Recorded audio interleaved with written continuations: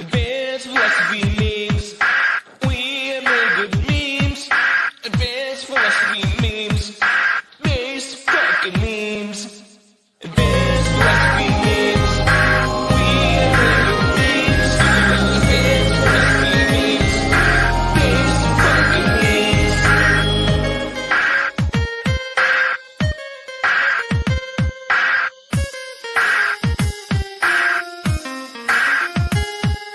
Shoutouts to Andreas, Deacon, my boy Scott, Pedro, and everyone else that engages on my posts. And Sarah, keep it up, man. You'll get there someday. And everyone else from Great Memes.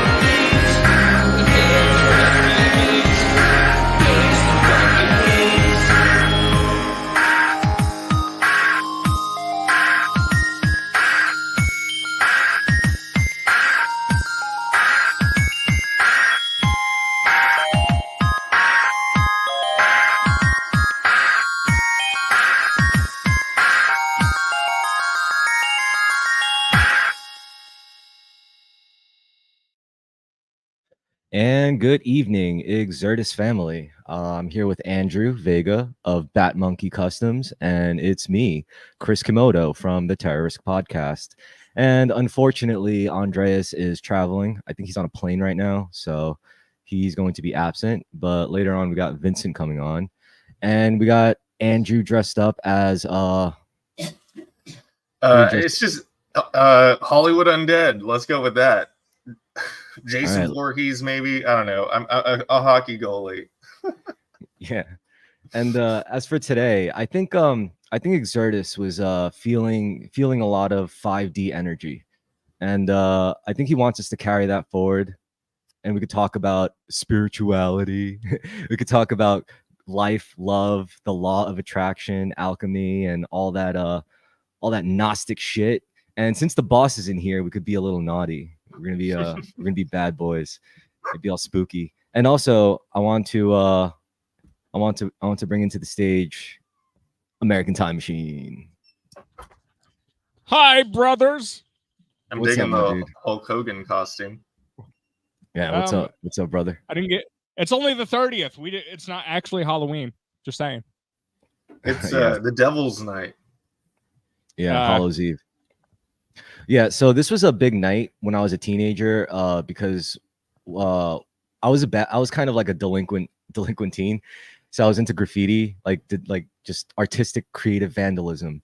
And what we would do is we would have this crazy scheme to just rob, because we were all like broke ass kids. So we would have this scheme to rob a shit ton of spray paint from Home Depot. And what we would do is we would do two things. There was one strategy where we would just have enough money to buy an outdoor trash can, and we fill that whole thing up with spray paint, just the whole thing up to the brim. And then we push it to the front, and we just pay for the trash can, and we're like, all right, word. Another thing we would do is we would load up the whole thing, pick out a bunch of other things, and then go to the gardening section and start rolling spray paint cans under the fence. And we would just bag them up, throw it in the trunk, and just be out. And then we would spend all night just drinking and bombing. And it was a good time. Usually, I mean, it's you don't, obviously there were etiquette rules, you don't do private property, you try not to do churches or anything like that. But the most fun I've had was probably train yards and yeah, tunnels. So that's how I used to spend my Hallows Eve. Now I'm a grown up, stopped riding on people's shit, and now I just hang out with you weirdos. Yeah, graffiti is it's certainly fun and thrilling, but it is just basically a pissing contest. Yeah, yeah. I think the only thing I liked about it was it was a phenomenal outlet as a teen. Because when you're a teenager, you're growing up with all these really volatile emotions, especially as a young boy. And you know, when you're doing graffiti, it's like you get it all out, and it's pure manifestation of ego. It's all ego. It's all it's literally like another layer of ego, if anything, because you create this new like identity for yourself, and you want to like you want to be known, and you want everybody to like see your shit. So eventually it's you grow out of that. You either, I think, like, you know, when it comes to all the serious graffiti writers that I knew from New York City growing up, they all either became real artists, you know, like hosted gallery showings and all that stuff, or they go to jail and they become crackheads or something. Yeah. Yeah, that tends to be the trend. Yeah, it's keeping it real, yo. Keeping it real, dog. I mean, if you could pivot into real art, it's great. And usually it's like you have to get caught, so you burn your name, so you can't go out and put out more work, because then they know exactly who the person who did it is. So then you have to like just pivot that into the gallery if you're smart. But if you still, like, I don't know, want to chase that high, you just come up with a new moniker and keep going out, and then it's like, oh, the same 20 people in this city know that I'm the person who did this or whatever. Yeah. Fun. But as we were talking about before, once you, however you manifest that ego stuff, maybe, you know, there's some healthier outlets than others, like sports. I think sports is good. You know, I like the idea of a young man doing sports just to kind of like get out that energy. But, you know, I guess like you get to a point where even that's no longer fulfilling. And then you come across like really, really weird questions that like even like the people you looked up to don't really have answers to, you know, like it's like, oh, that guy went before Congress and said aliens are real. What does that mean, Dad? And he's like, that's probably bullshit. I don't know. Whatever, like quick way you want to deal with it.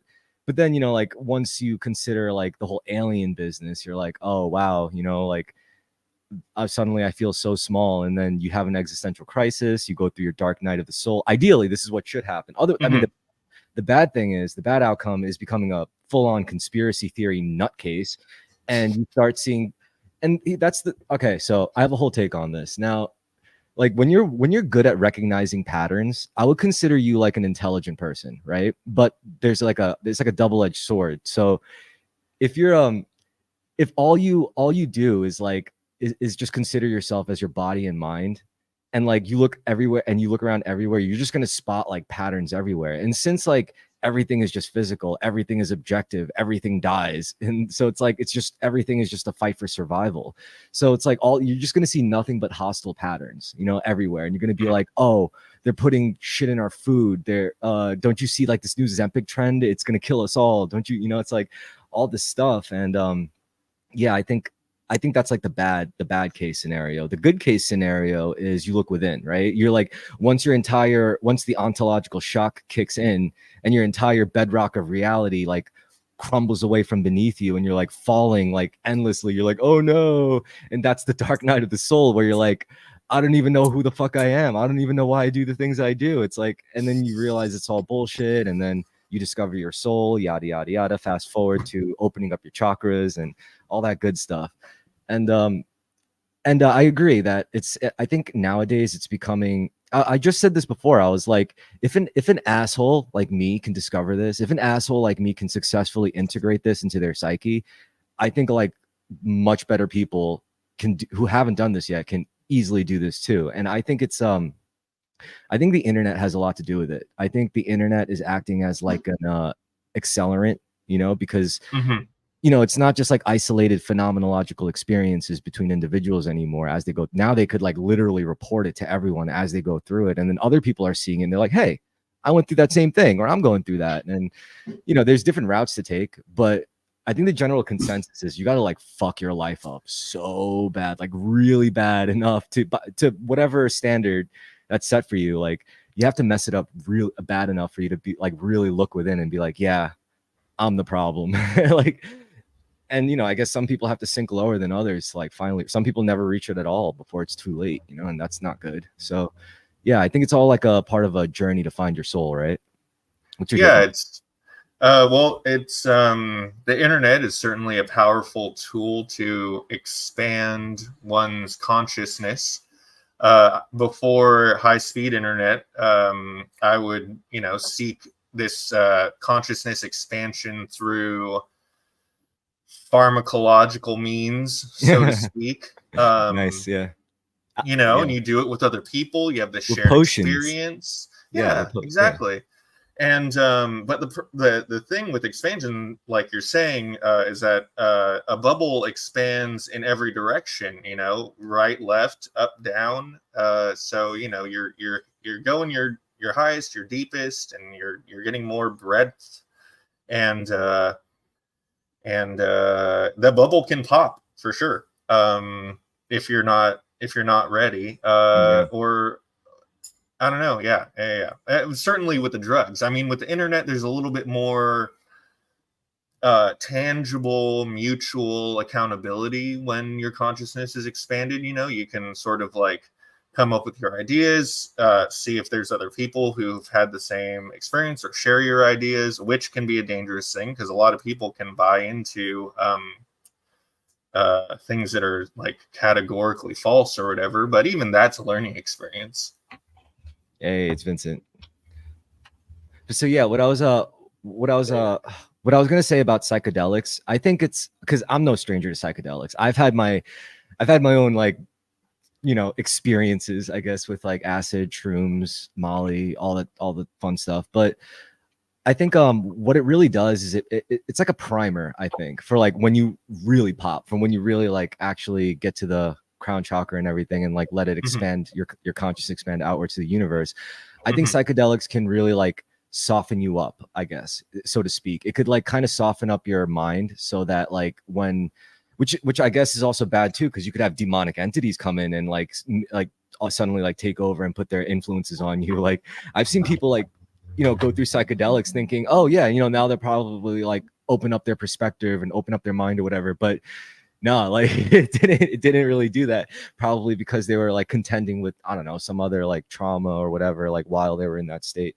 Who knows? Everyone's different. But that's why I don't really go around telling people, yeah, take acid, eat shrooms, do this, do that. Like I'm just like, Yeah.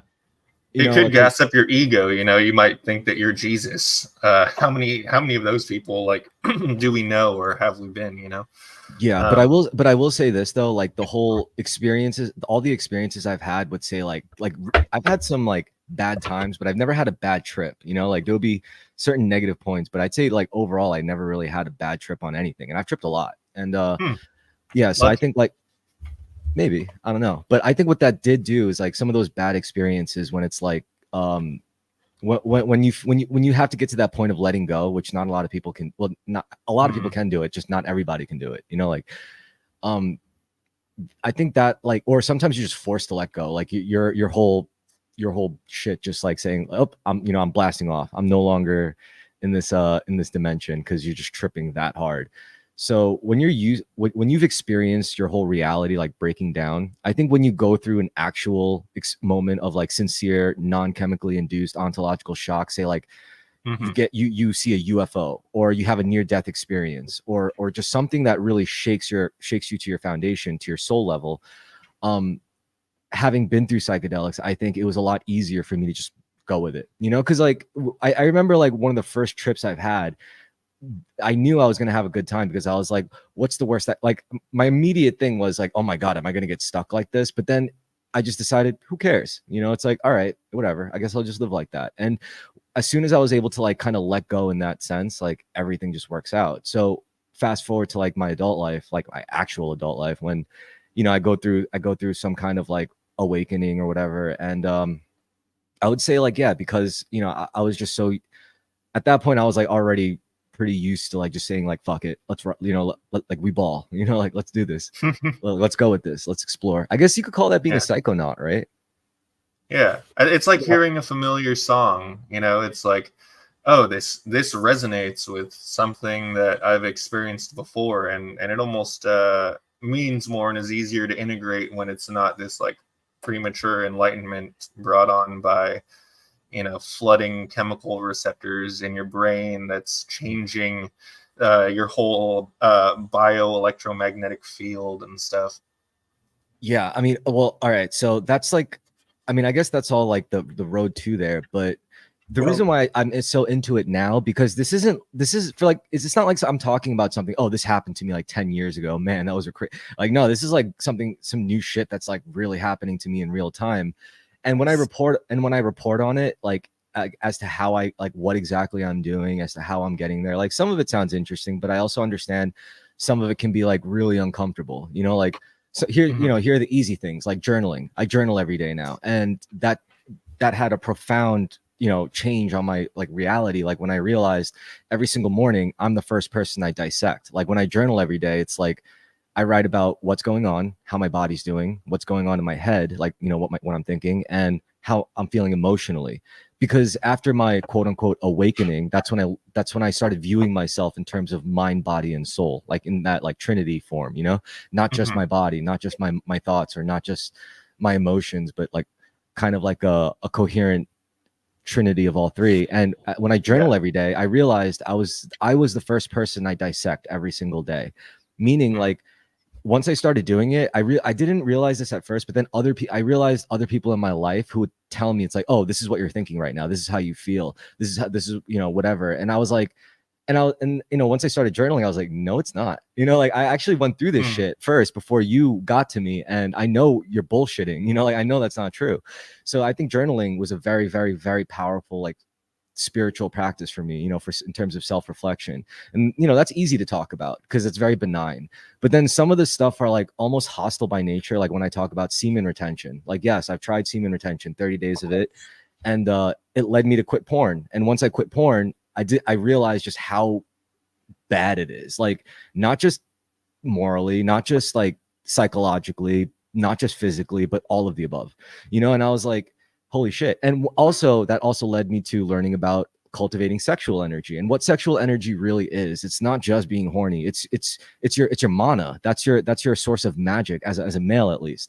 I can't speak for females because I never lived that, you know, life, but as a male living this life, like I could say trying this and cultivating like spiritual energy by just not nutting, not coming, you know, like, do you think eunuchs have access to a magic force? Like, I don't know, possibly. Or they sever themselves from sexual energy? I don't think so, you know, because I think that's like kind of like, I don't know, maybe I really don't know what could be. Maybe if anything, it's a good way to like just make sure they'll never have access to that creation energy, you know. Pretty much, that's the goal, right? Like, yeah, it's the point of becoming a eunuch. It's to try to sever that sort of energy. But and yeah, and they stuff have like this, I think it just sort of shifts those statistic points to different areas of creativity. That would be my assumption. Well, I think it's a different source of energy. Oh no, stuttering. Motivator as well. Like sex is the motivator for a lot of people's actions in the first place. So it has that sort of drive pushing it behind it. But when you sever that as a eunuch, suddenly it's no longer the driving force for action. Suddenly you can devote yourself to things that are more neutral in terms of sexuality and intimacy. You could see the world without the lens of, you know, male, female, and sexual viability or inviability, and even acquiring power for that reason, you know. Well, here's like, this could easily branch off into like a bunch of different things, but I would start by saying, you know, like when it comes to, it makes sense that sexual energy would be creation energy because that's how we're created. It's what, you know, it's pretty much how all humans are created, through sexual energy. And also what's interesting is if you look at like the whole chakra map of the, you know, going down the column of the human body, the root chakra is your sexual energy. That's like where it passes through, or that gate. And what's also interesting is also ties into, say, the nature of reality. How, like, Andrew, you were saying reality is probably downstream from consciousness.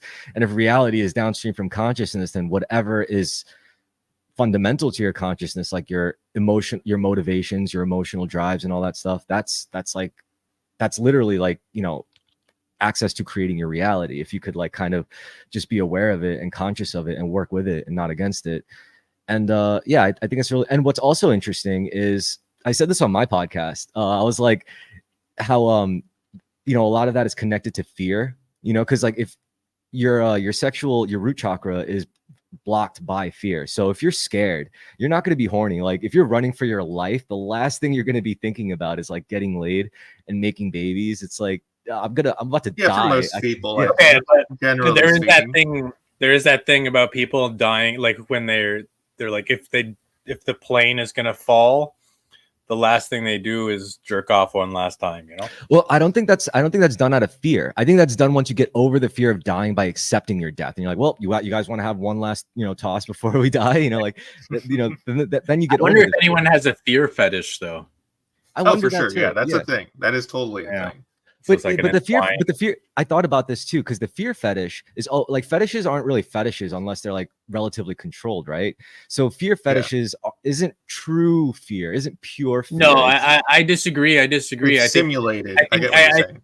I think the problem is that some people are psychosexual, so they can get off by not having that control boundary. Like it's like that's when it becomes hugely problematic, of course, and that's still sexuality. I guess that's true. I mean, it's stimulation, and the same way that nervousness, the physical sensation of nervousness can often be identical to excitement. It's all just your perspective sort of colors the way that you perceive it. So Right, I can totally see that. Pleasure and pain are very close to each other. Fear Yeah. and pain are very close to each other. So there's something there. But I agree with you, Chris, because like obviously sexual energy it's a life force. It's a way for you to basically channel. I think that it's part of an extended pool of energy. Yeah. And when you don't use it sexually, it returns to that pool, and then you can access it otherwise. But you still have other sources of energy and drive, of course, within. Of course. You. Love. That kind of I wanted to loop back to the eunuch thing because like these chemical things that we can either ingest or our body produce are essentially like keys to these other sort of frames of mind, or like moods, or just a spiritual perspective. So like the same way that you could like ingest a substance and have it sort of like shift your perception, your body producing a bunch of like testosterone per se will sort of invigorate you, and you'll have all this energy and you'll want to direct it in a certain way. But I think that the chemicals just kind of like trigger it, and you can still achieve the same thing through mindfulness. Like for example, I used to be a super heavy drug addict, and then I stopped doing drugs 7.5 years ago. But I've had like emotionally like experiences that were way more psychedelic than I did like when I was on drugs. Like sure, when I was on drugs, it would change. It would sort of like fuck with my perception, which would trigger an emotional response. And I was like, oh, wow, whatever, like that was really cool, or that was really scary. But it was a reaction to this stimulation. And I can have an equally powerful reaction through what would be a normal stimulation. But because I have sort of like a deeper understanding of the nature of what's going on around me, it's having a stronger emotional impact. You know what I'm saying? Yeah. Yeah. Well, I think that psychedelics, they make you feel, well, like, I mean, even including mystical experiences, it makes you feel here now. Like you become fully conscious of the present moment, fully as much as possible. You literally can integrate more detail. You process more information around. Even socially, you're like, I'm good, man. What can I do for you? And so, yeah. Well, that depends on the person and the state, of course. There, Yeah. but that's what I do. Yeah, when I feel that good, I'm like, dude, I'm fucking fine, man. What can I do for you? Like, stop asking about me. What do you need? Like, I'm in a shamanic state. I'm here to help, basically. Yeah. I love that. That's why I like tripping, because like I'm like, yeah, I'm good. I agree. But when you're completely sober, I think you can have those mystical experiences, and it's part of synchromysticism. Like whenever I take psychedelics, it accelerates synchronicity up to the point of that day, of that moment, of that second, of that precious little moment that I do take it, and like everything starts falling into place. You can see the numbers around you are starting to repeat. You can see the songs are starting to talk to you if you're listening. You see the code and in the matrix. so it's your brain preparing you for it, and it's also you becoming like going like accepting that you can be here now fully. And the more and more you pay attention, the closer and closer you get to that moment. And then that's when you can have like a really divine trip, in my experience. But you can have that sober by just always paying attention, always really being in sync with reality, with the things that are happening, with your own emotion, with your own self-reflection, with the reflection of others. And you have to be able to observe without judging. I think that's the key. Yeah, it's tough not to like. Being present is so difficult because our brains are constantly like digesting the past and filtering the present through past experiences to try to find patterns, you know? So being able to sort of like clear that and actually be present is, it's essentially a shamanic practice. Well, and also it certainly helps to. Also, when it comes to like, cultivating sexual energy as a male, it could be, it's actually strange. This is where I put my little conspiracy theory nut cat on, and I'm like, if cultivating sexual energy is fundamental to creation, reality creation, as a male mystic, a magician, or reality creator, a manifester, or just a person with agency in this world, if you really do want to create your reality, and to do that, you have to consistently and in a healthy way cultivate your sexual energy, basically not wasting it, not consuming porn every single day and jerking off to porn every single day, and like letting that literally run your habits and be a major part of like your depletion. And that could be hostile. And the reason why it sounds like a conspiracy is because it's like the way popular culture and society is set up, where it's like, if you don't worship this like altar of like this sick and twisted, hypersexualized, commodified machine, you're suddenly the enemy, and like you're suddenly a misogynist, you're anti-feminist. Why do you hate women's rights and this and that? And you don't even have to do anything. You don't have to say anything. All you have to say is, I'm against porn. I don't think people should watch porn. I don't think guys should consume porn. I don't think they should masturbate to porn. And suddenly it's this whole like, oh, you're anti-sex work, you're anti this, you're anti that, and it's fucked up. It's fucked up. Well, it's an addict reaction, right? It's like when addicts tell you, don't blame the drug, blame the junkie. Like the drug can't harm you, it's neutral. It's the junkie that's the problem. Therefore, porn isn't the problem. The problem is the consumers who consume it poorly. It's a faulty argument, of course, because the distributor, like, this is a psyop, basically. It's actually a part of a control system. And I think that it feeds off of root chakra energy. It's probably like a whole fucking psyop drainage system to just feed off of people's sexual energy.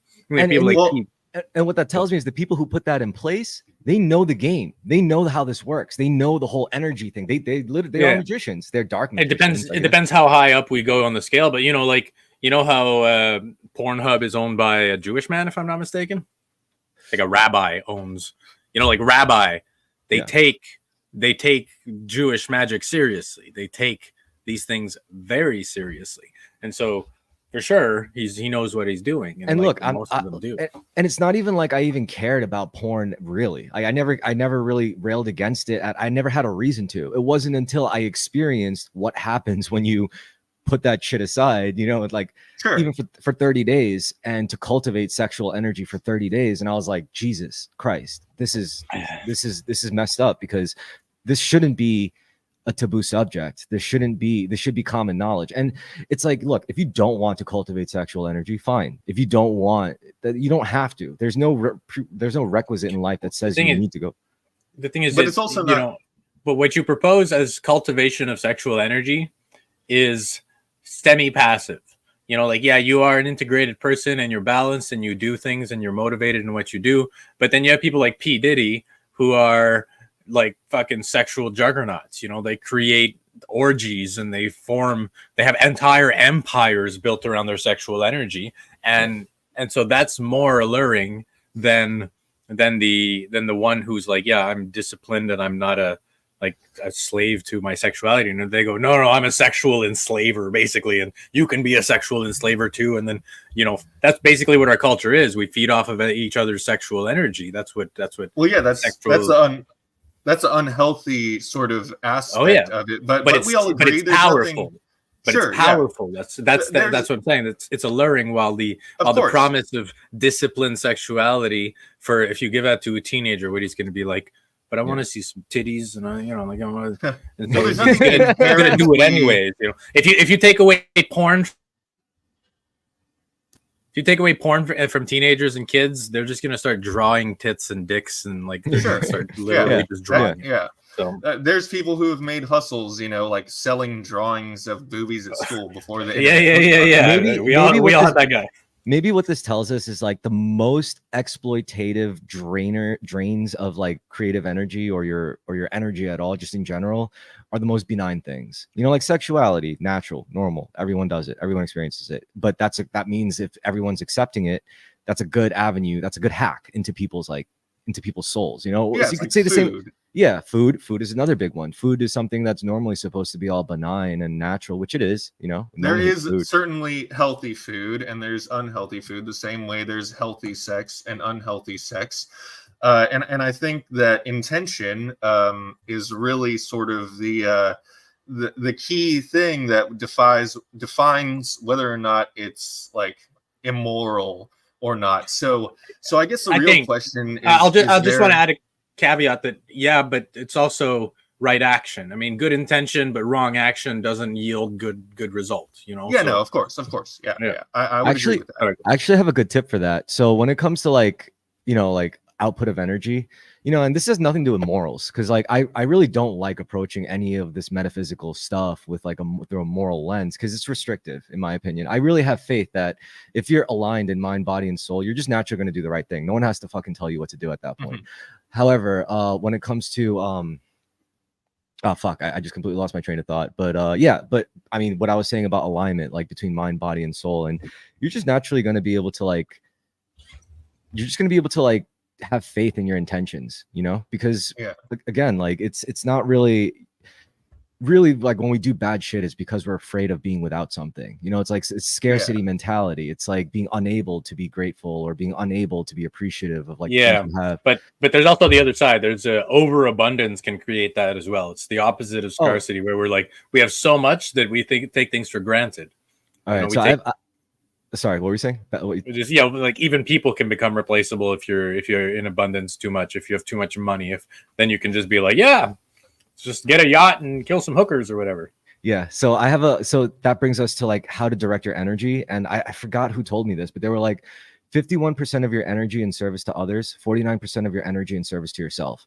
Like that just got, as soon as I heard it, it just resonated so hard. It got like tattooed into my brain. But it's a fun number. Yeah. Because it's like, you know, I live by that shit now. You know, it's like just a little bit. All the universe asks is that 1%. That's all it is. Just give them that 1% extra and they'll be happy. They'll leave you the fuck alone. They'll help you, you know, like. Okay, so just for argument's sake, let's say that there was like an ethical way to capture human sexuality as art, so to speak, which is like pornography would be like the crudest manifestation of this, as far as like, you know, immortalizing human sexual acts. All right, I have think that there's like an ethical way to do that? Yes, I have a confession. So when I was a teenager, like a lot of my friends like they roasted me so hard for this. When they were like, they realized like, unlike most normal like adolescents, you know, who are looking at porn or whatever, like I was reading dirty fan fiction on fanfiction.net. Classic. And so Scooby-Doo? I think so. What was it? Wait, what was your favorite? How deep do you want to go? All sorts of shit. I don't even want to get into that. But like I'm saying, Junji Ito.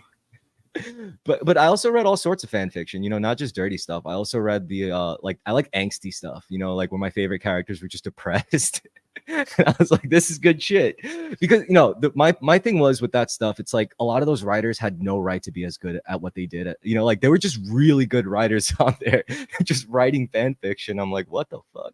But a lot of it was pretty good stuff. And so yeah, to answer your question, Andrew, I think like writing is a very ethical way, is an ethical, artful medium to like express sexuality.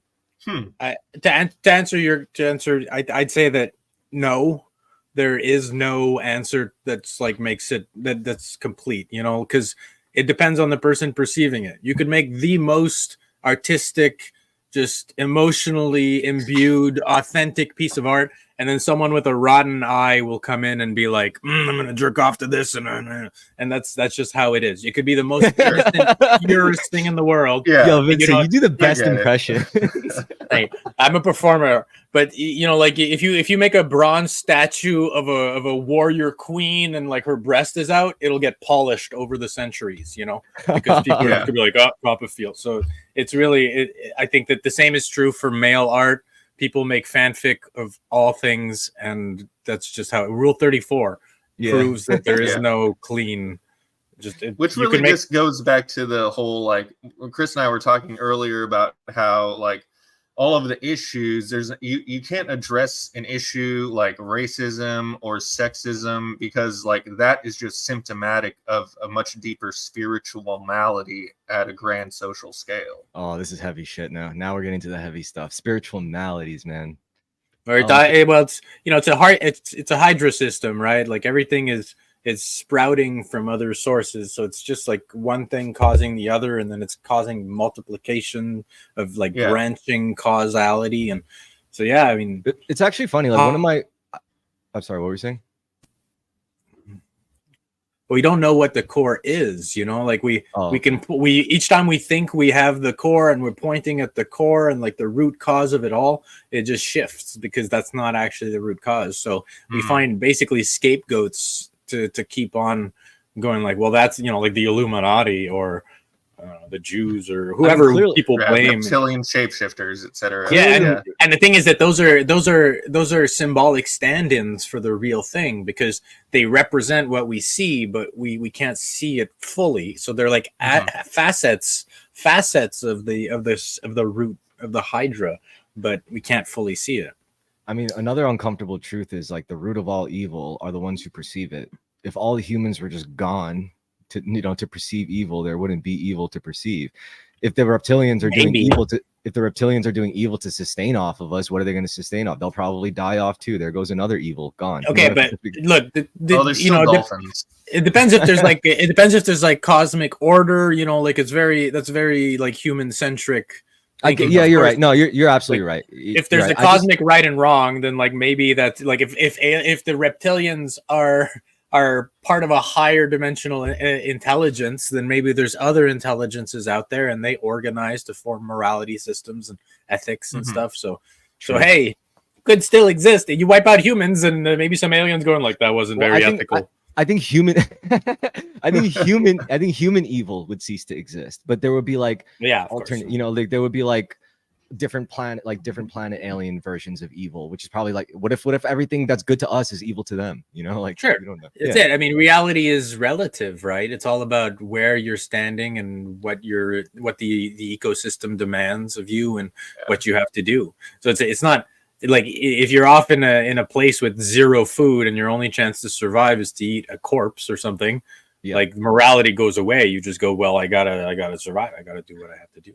Well, as far as like spiritual maladies go, I want to say like it's actually funny because I have a really he's generally like a strict materialist, but because he's into science and he identifies as a scientist, but he even said he's like the biggest political issues are spiritual in nature. Like when you really break it down to its like core. I mean, we said we can't figure out the core of evil, but we could pretty much deduce when you break it down like enough. All the socio-political issues are like ultimately spiritual in nature, because when you know, like say you give someone who's oppressed everything they want, you give them their freedom, you give them education, you give them opportunities, you give them resources, and you know, then what will they do? Like, will they still know what to do? And you could say like ideally some will, yeah, sure, but some won't, you know? And it's like, what's the determining factor that decides whether you do the right thing with those things or not? And it is a spiritual question. It's a spiritual factor, right? Yeah. Well, Yeah. it depends. Some people don't believe in spirit at all, right? So Yeah. Mhm. I mean, Well- it's metaphysics, right? It's like it's the question of what is the nature of reality and how do we properly behave within it. And so Yeah. it's about people's axioms and I mean, their a big presuppositions.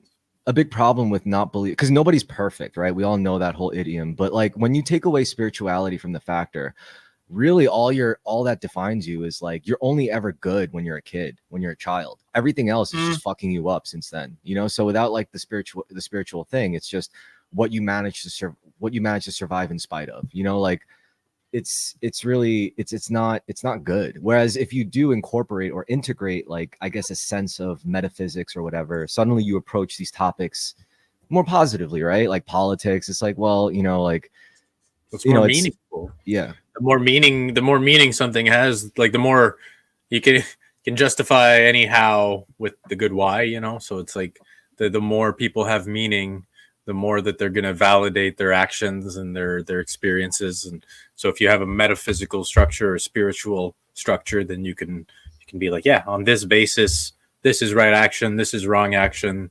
And isn't that where like government and law and regulation comes from? Is like we have a general understanding of what may be good for people, what may be bad for people, things that we maybe should be protecting people from, either based on like a medical or like a moral standpoint.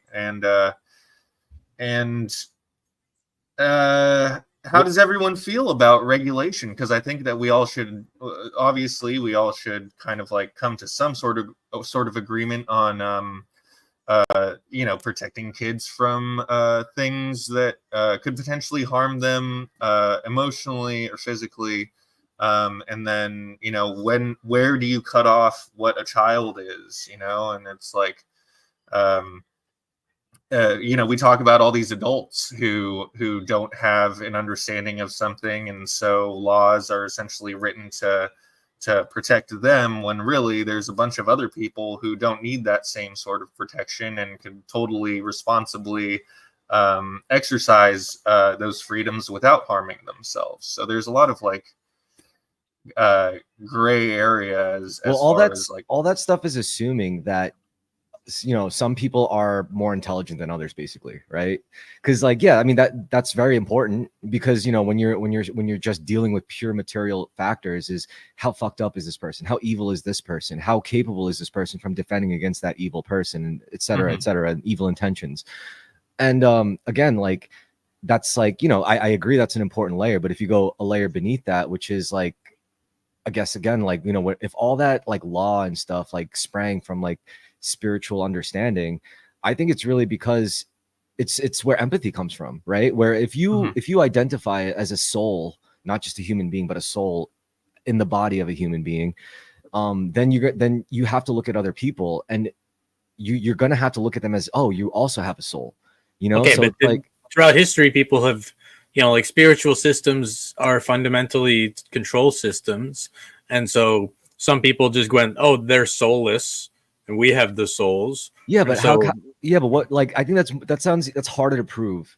It's harder to prove that someone is soulless than it is to prove that they have a soul, because well, it's pretty easy when you have a morality system that positions them as evil. oh, You know, 100%. then you Also, go- if you threaten their lives about it, like if I catch you cohorting with this like soulless group of like people, then we're gonna fucking kill you in the name so of the you know, church. like if people went like, oh, that soulless group of people over there are sacrificing babies or whatever because of harvest, and then they were like, well, now we're justified in killing these soulless people and stopping them from harming innocent children or whatever. Well, and because these are different spiritual systems, you know. It's incomplete. No, I was going to say it's incomplete because just having a soul isn't enough. You can't end the conclusion there. It goes on to, and this is what I say that a lot of people disagree with, which is fine. You know, I get it. And, you know, like, you know, how like that idea that everyone is like their soul is just ultimately coming from the same source. You know, there is one main soul, and our souls are just branches of that.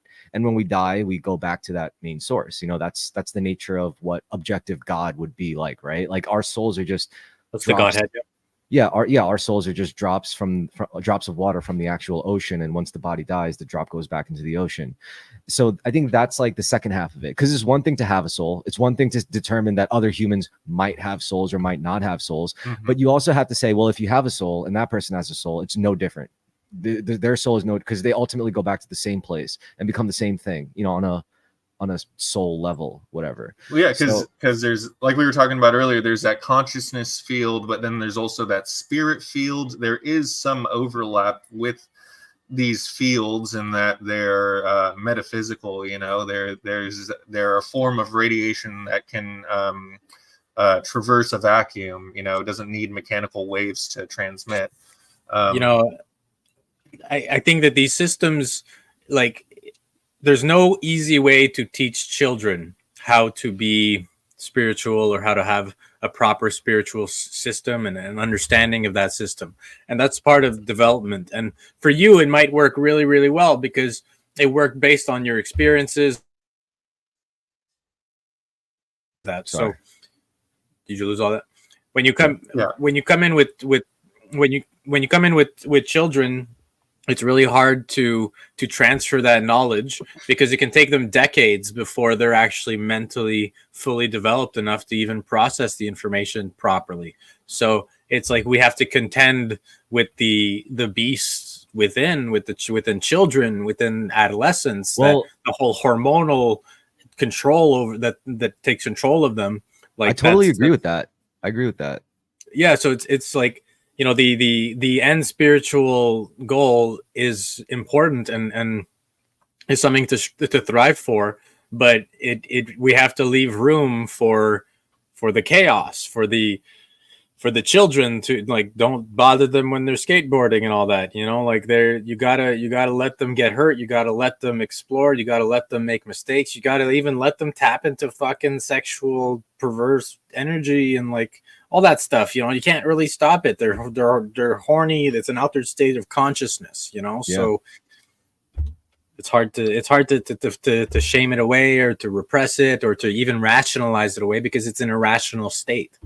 Well, to add on to that, when you look at all like the stories of folklore or mythology or occult history or something like that, what, you know, a lot of the process of initiation, you know, whether you start off as a young man or a child or whatever, even in stories, it's like a part of that is always some like messed up part of it. It's like, oh, this is a part of your trial. It's like, well, what do I got to do? And then they just like push you off of a cliff or something. It's like, you know, like, or something messed up. And then you end up in a weird dungeon with a monster that you have to slay or something. And that monster ends up being a reflection of yourself. And it teaches, but there's always some really unpleasant part. And this, you know, I think like that's the part of the experience, right? Because the spiritual goal isn't just like a switch you want to flip on in everybody. It's a process. It's an alchemical process.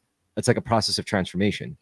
Yeah, it's like you were saying. It's like Luke in the cave and Empire Strikes Back. Vader confronts him. He strikes Vader down. It turns out it's an interesting RPG trope. It's an interesting RPG trope. At the beginning of RPGs, often the first boss is the father, and he's also the last boss.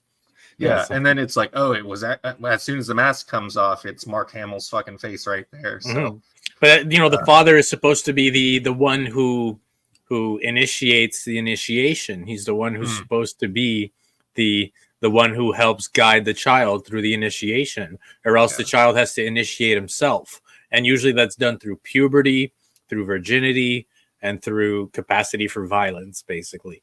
Well, and so it'll manifest that way either way. And so the goal of the father is to try to hone that and to instead of just whatever the kid makes up to decide to be a man, basically. You always cut out right when you're hitting the apex of your thesis. It's fucking bullshit, huh? Yeah.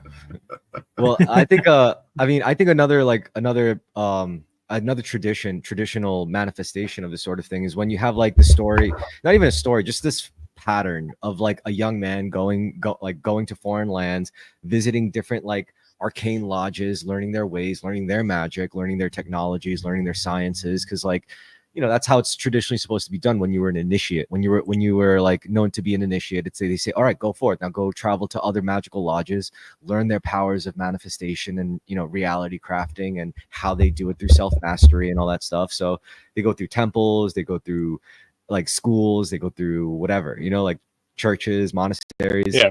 Ultimately, the itself was the teacher, right? And this is like a really like insight, like this conversation is giving me like new insights, because I'm thinking like, well, if you as a dad had a kid, you should raise them, if anything, just to be able to just to prepare them for a big adventure, just to make them like ready for an adventure. If they're ready for that adventure, then I mean that's kind of the whole thing. It's we have been exposed to this like world of material consequences with the various rules that, it's like just learning through exposure. I think we were talking about that earlier before the cast a little bit, and that's all we really have to impart on children is like, how do you navigate this system that we've all sort of agreed to participate in. And then how do you integrate your spiritual knowledge? Because I think that children have this innate spiritual knowledge. They have like a very strong sense of justice, what's right and wrong, what's fair and what isn't. And the only time that ever like butts up against us trying to teach them like, oh, here are the material consequences of your actions, is when they feel like they've been given the short end of the stick or whatever, and then that sort of like manifests itself as what would essentially be sociopathy, because their brain physically hasn't developed past the point. They have like a very limited physical interface to even like digest the world around them, but they are like packed full of spiritual energy. So like trying to sort of like quiet that, plug into the game, but then find a way to reintegrate that energy once you sort of like understand how the game operates, so you can like be your highest spiritual self without like breaking the rules and breaking any social contracts and facing like really harsh consequences of like interfering with someone else's spiritual journey, so to speak. Right. So my take on it is like, so I think like we're having a rough time as a collective species, because we're coming to grips with like a new difficulty cap, because back then, as like a person who had to like bring up offspring, at some point you only had to deal with the physical stuff, right? How to farm your land, how to acquire food, how to make money, how to trade, how to put a roof over your head, keep a roof over your head. But then once we get to a point where it's like, oh, suddenly your reputation matters, because that could ruin everything material. Suddenly like who you are on the internet has like actual material effects on your actual life. So I think we have to come to grips with like, in the old traditional method of parenting, all you had to do is teach them material shit, how to make money, how to provide for themselves, how to be a good person in life, how to provide for their families. Well, now you also have to teach them how to show up on the internet the right way, so no one thinks you're a fucking creep. Like how to like not be a weirdo on the internet, how to be ethical on the internet when you could supposedly do whatever you want with information. And that's another thing that like parents have to grip with. Like you can't just be like the single dimensional parent just teaching them how to like stick up for themselves against school bully. You still have to do that shit, but now you also have to teach them like how to behave on the internet and shit. And that's just like 2 out of the 3. That's like the physical plane of adventure that you prepare your child for. There's the mental plane of adventure that you have to like prepare your child for, and then there's the spiritual plane of development. So those are 3 paths. Like at one point we thought of adventure, we only think of go to far distant lands, like fight barbarians, make a name for yourself in war. Then it became go make $1 million, go make a fucking name for yourself in business, go be remembered throughout the ages for this company you started. That's mental. Then it has to turn into go help connect us all, go help us reach like unification of the soul, maybe not of the mind and body, but of the soul. We can be connected.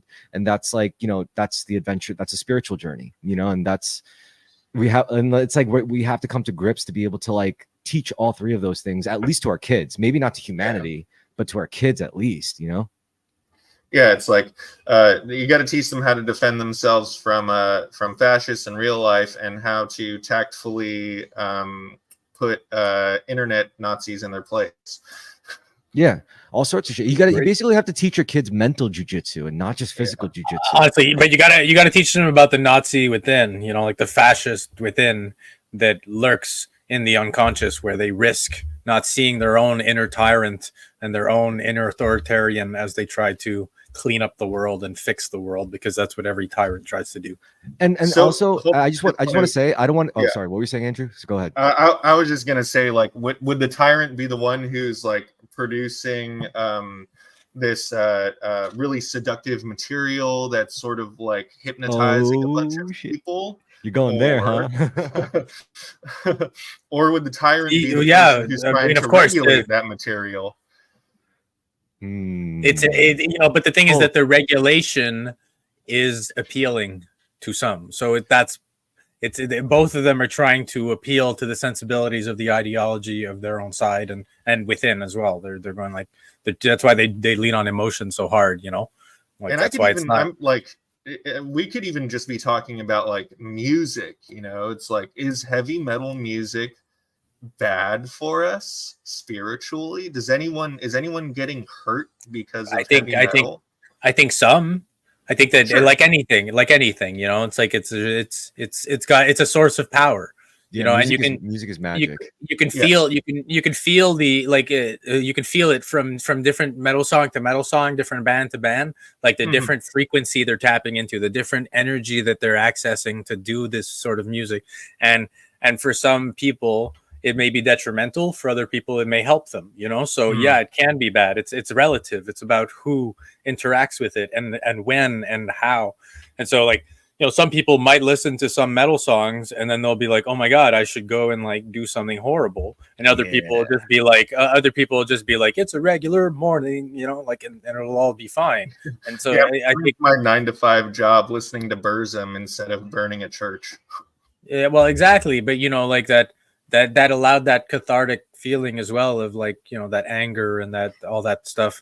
Like sometimes when I'm at work, I'm listening to like loud music blasting in my ears. It's really, really heavy, but I try not to make it about things like you know, like there's certain themes that are just bad to be exposed to and to constantly mantra yourself into. You know, like I've heard some song. I've had some friends, they come up to me and they're like, listen to this song. And then I look at the lyrics and it's all about like summoning demons and selling your soul to them and like all this shit. And I'm just like, why are you showing me this? It's like, oh, it's just a song.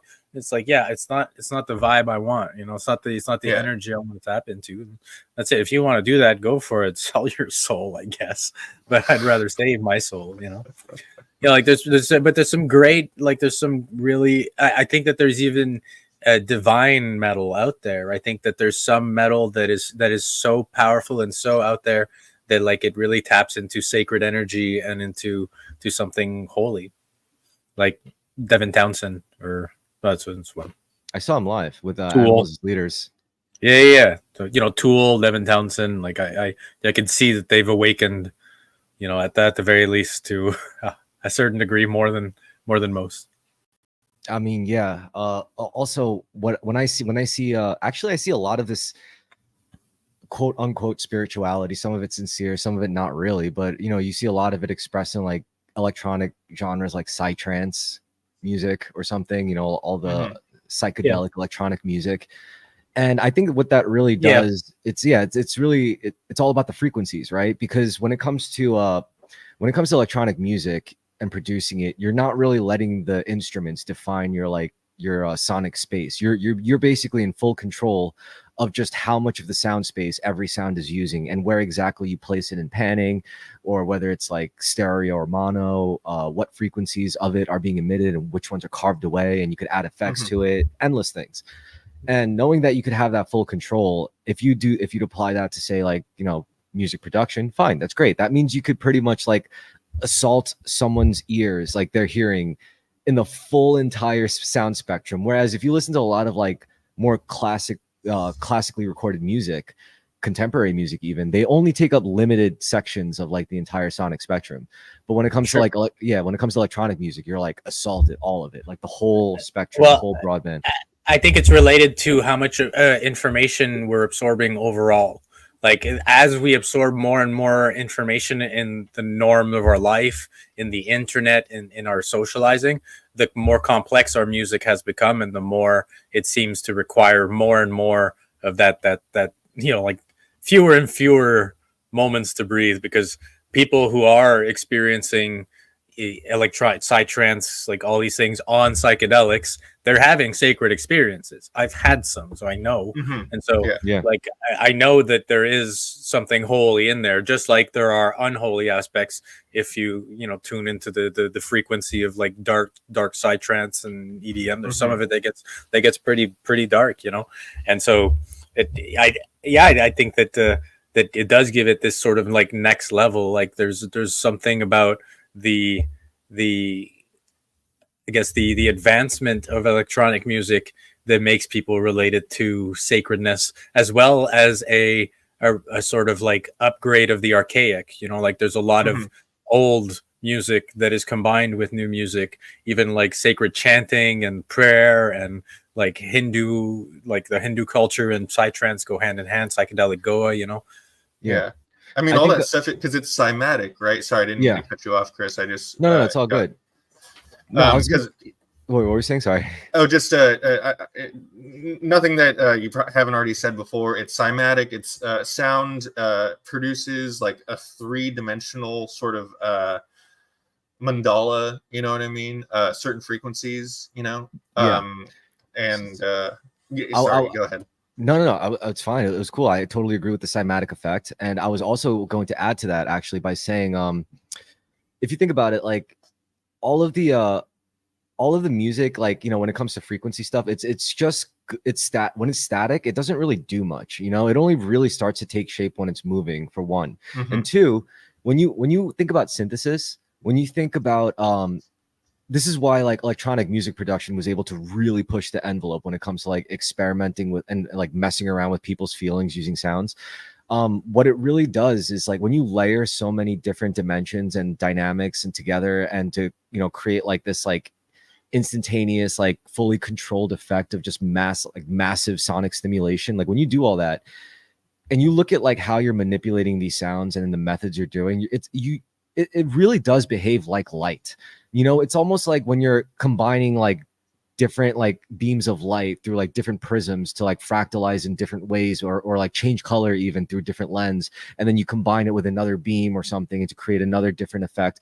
It at the end of the day, it's really not much more different than fucking with light. And when you look at like working on a DAW like FL Studio or Ableton or Cubase or something like that, like that's really what it is. It's translating the sounds into light so that you could visualize, you could view it, but really you're like you're shooting the shapes at each other like you would beams of light, and sure, but like, even in the computer, I mean, it's all electricity, right? So it's you're literally, all the sounds are actually bits of information, so it all boils down to information being transferred.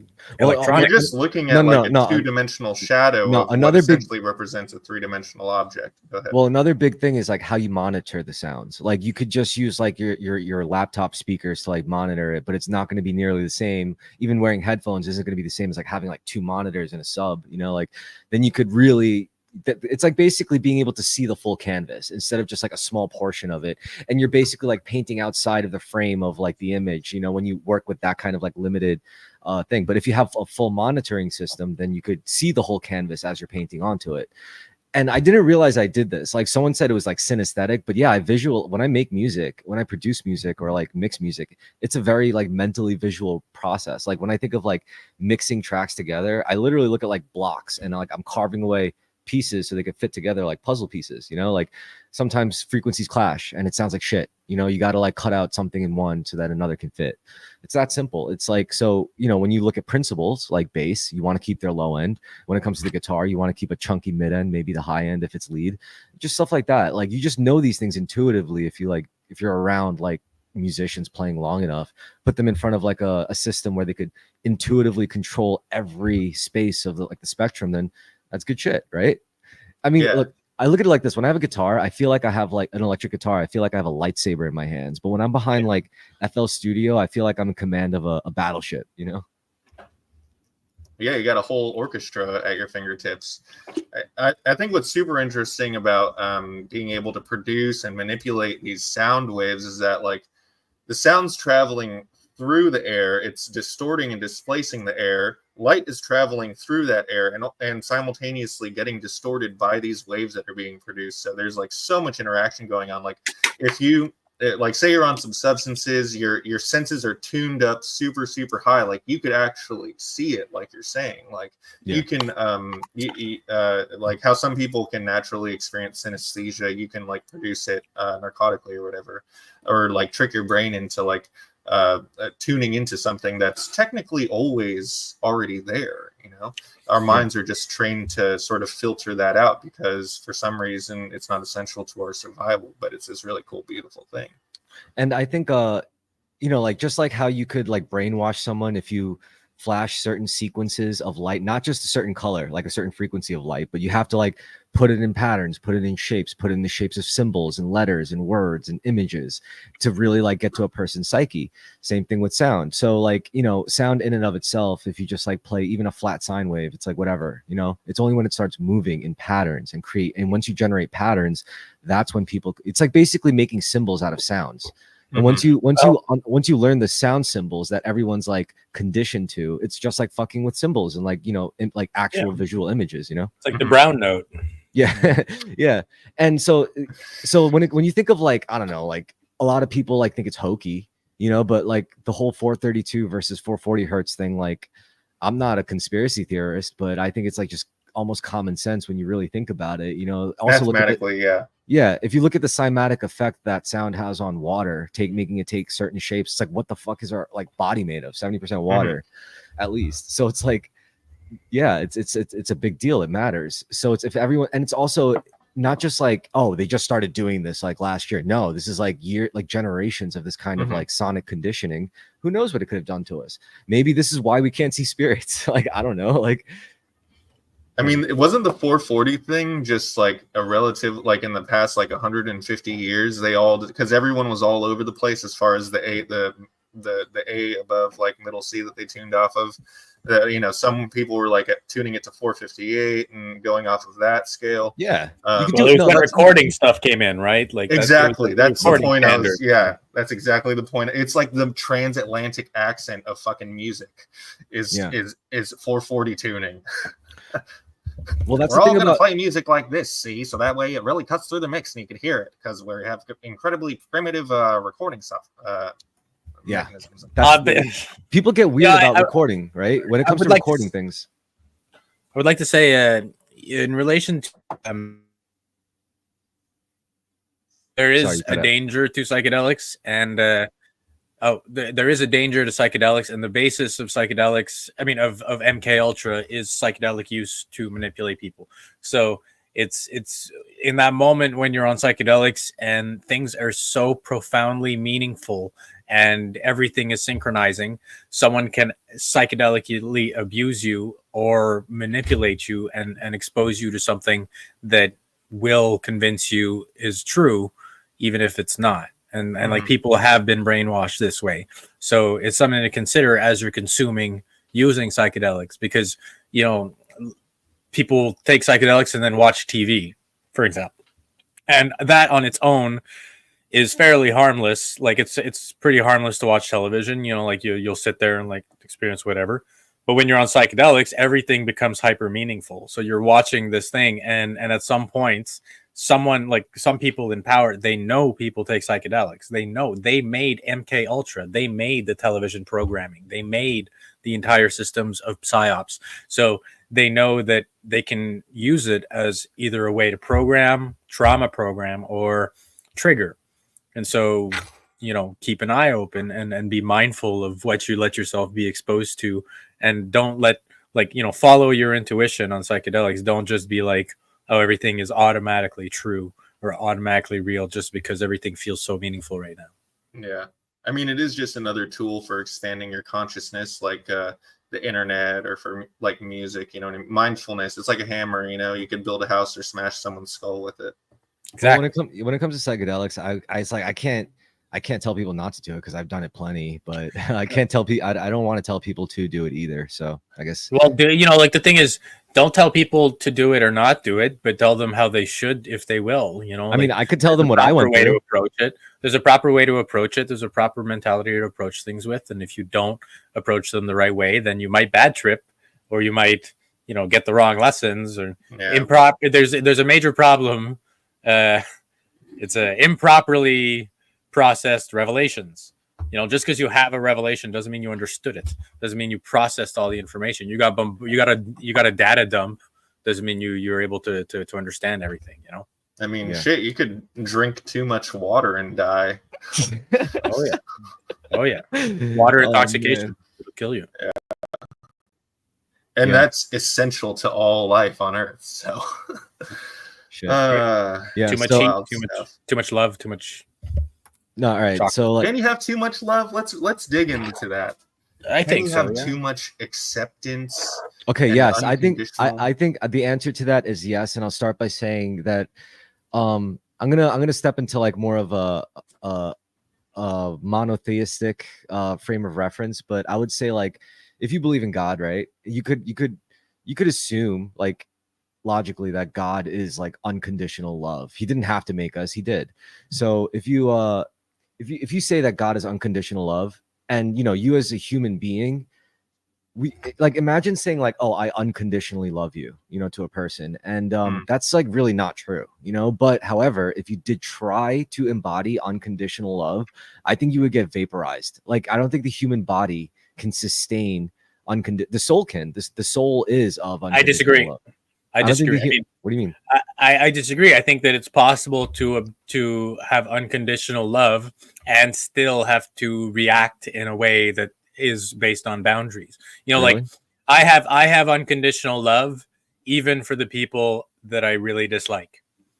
Because no, but I'm saying it's like, what are you gonna do? Like someone comes to stab you, and then you're gonna be like, oh, I still love you, and then they kick you. No. The thing is, I still have unconditional love for them. And that manifests as me not wanting them to stab me. It goes, please be a loving person and be a better person because I want to be able to love you fully, but you're creating boundaries that force me to stop myself from loving you. I think we have an idea of love, and I think it's related to behavior, but I can love people by letting them be the fuck away from me, you know. Like, I agree. I love spiders, but I'm not gonna go and let them crawl all over me, you know? All right, so this is what I'm saying. I'm saying like God is of unconditional love, pretty much, and you could tap into that. If you tap into that, that's how we get things like gratitude. That's how we get things like loyalty. That's how we get things like trust. That's how we get things like humility and faith. Like it's not the full picture of unconditional love, but it's all like the pieces of it, you know, that like improve our lives. And I think like the more you align yourself in mind, body, and soul, when they're like not like messing with each other, when they're actually like in harmony, like in coherence, then the more of that unconditional love you're able to like embody, you know. Because like let's say you're like buff as shit and you like know like kung fu or something, and like you have like mad, I don't know, a lot of resources because, you know, whatever, you have more you have more ability to be unconditionally loving than a person who's like on the back foot in life, you know, than who's like constantly struggling to make ends meet. They can't afford to be unconditionally loving. They got to be like, well, you know, the thing is that unconditional love comes with a sort of inner peace to it because it buffers people's impact on you. You know, like let's say someone does wrong action to you and you have unconditional love. You don't let them fill you with hate. You know, like you're still in the loving space, but you just go, why are you doing this? And then you create the boundaries, you know? This is why I think like you can't just decide to be a loving person. Like you have to have the capacity to sustain it, and not just like physically, but mentally and like spiritually as well. Like I think like if you're like weak in mind, body, or spirit, like it's not you're trying to embody, that's too much. It's going to crush you. You can't pour from an empty glass. I think that, you know, unconditional love is possible. Unconditional relationships are not. It's impossible to have relationships without conditions. Of course, you have to have conditions for things to relate to each other and to properly synchronize, you know?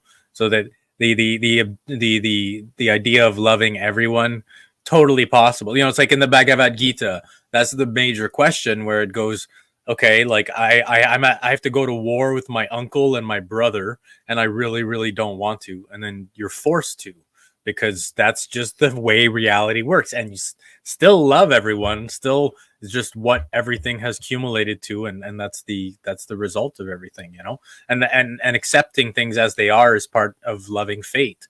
So you have to accept things as they are, even if it means at some point, you know, pick up your sword and defend yourself, or even stop them from doing it in the first place. Sure. Well, that's why I think the monotheistic view of God as unconditional love is the reason why human evil is permitted to exist, because the universal consciousness of unconditional love loves these evil people despite what they're doing. And thankfully we're human, we have the ability to have free will and to have conditions on that love, because that's our gift as humans. Like sure, we have that God consciousness, or that spirit within us that allows us to in moments sort of embody unconditional love, but it's in moments, because like you were saying, it's healthy to have boundaries. But also, like, you know, if you were like aligned, I guess, if you sought alignment, not for the sake, like, if your goal wasn't necessarily, oh, I want to integrate unconditional love into my being, but rather your goal is, I want to be aligned in mind, body, and spirit, or soul, then you would be like, okay, well, if I'm aligned in soul, then that means I have to treat everyone else as beings with souls. You know, they're all God's creation, right? So if you treat everyone as beings with souls, it's a lot easier to like unconditionally love people then, because like, oh, we're all just souls, you know, like living these temporary little bodies, you know. And the ways that we're the same are more important than our differences. Yeah. And once you integrate that, then unconditional love suddenly becomes that much more accessible. I think it's like, this is why spirituality is like, ultimately, in my opinion, it's important. I think it's important. But you know, I do want to know. Oh, sorry, you cut off again. Our differences are important.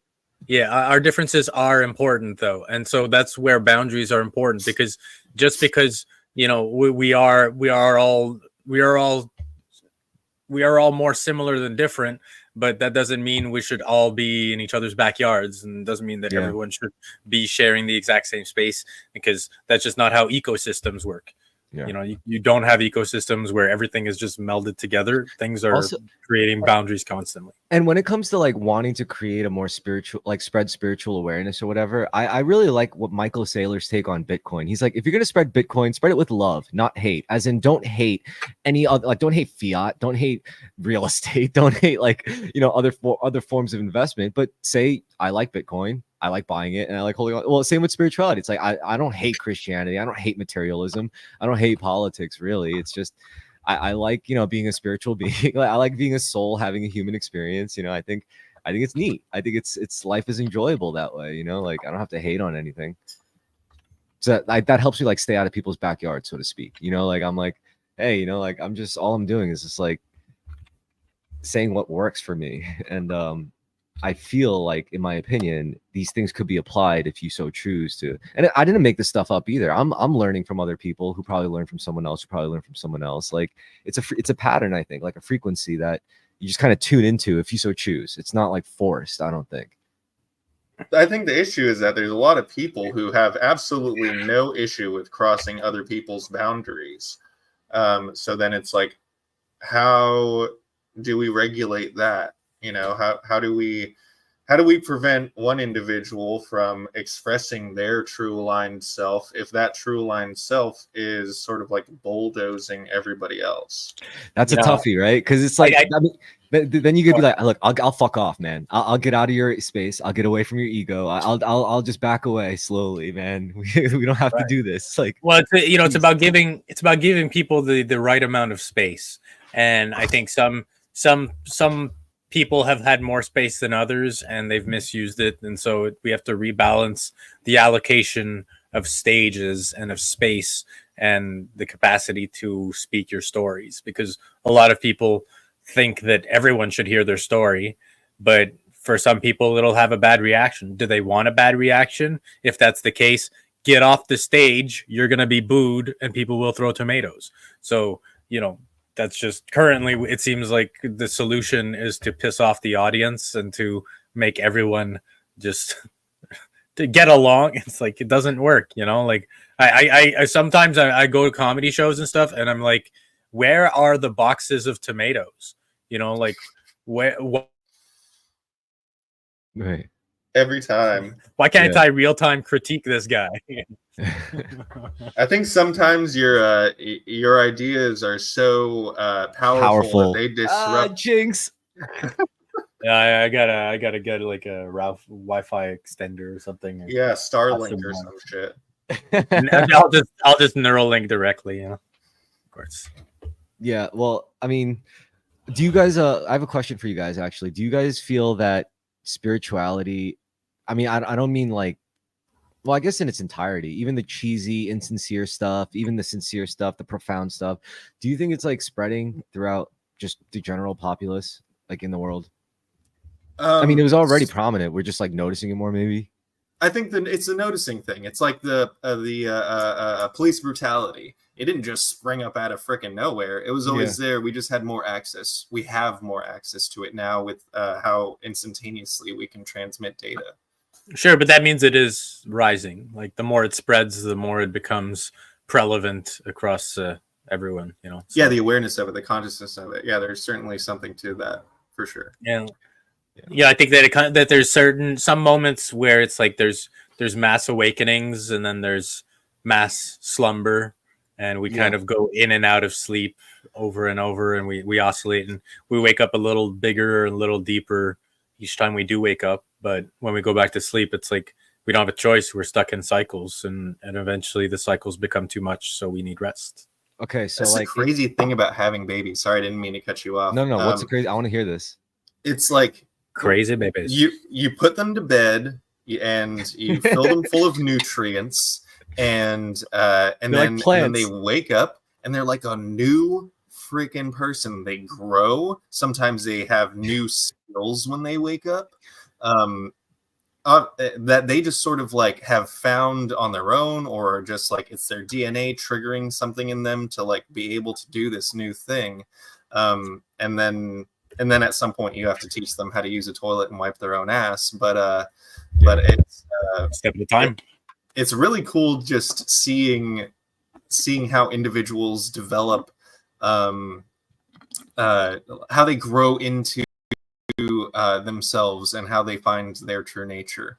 And I get to see it at different stages, which is really, really amazing. Like my 10-year-old is going through all of the biological changes that occur when you start approaching your like teen years and stuff, which is, I don't have any experience to share with her because I'm her dad. You know, well, you will. Oh man. Damn. What you can contribute. What you can contribute is that. What you can contribute though is the boy's perspective. You remember what it was like to be a boy, so you can tell her what boys are like at this time and like how to think about that relationship. You know.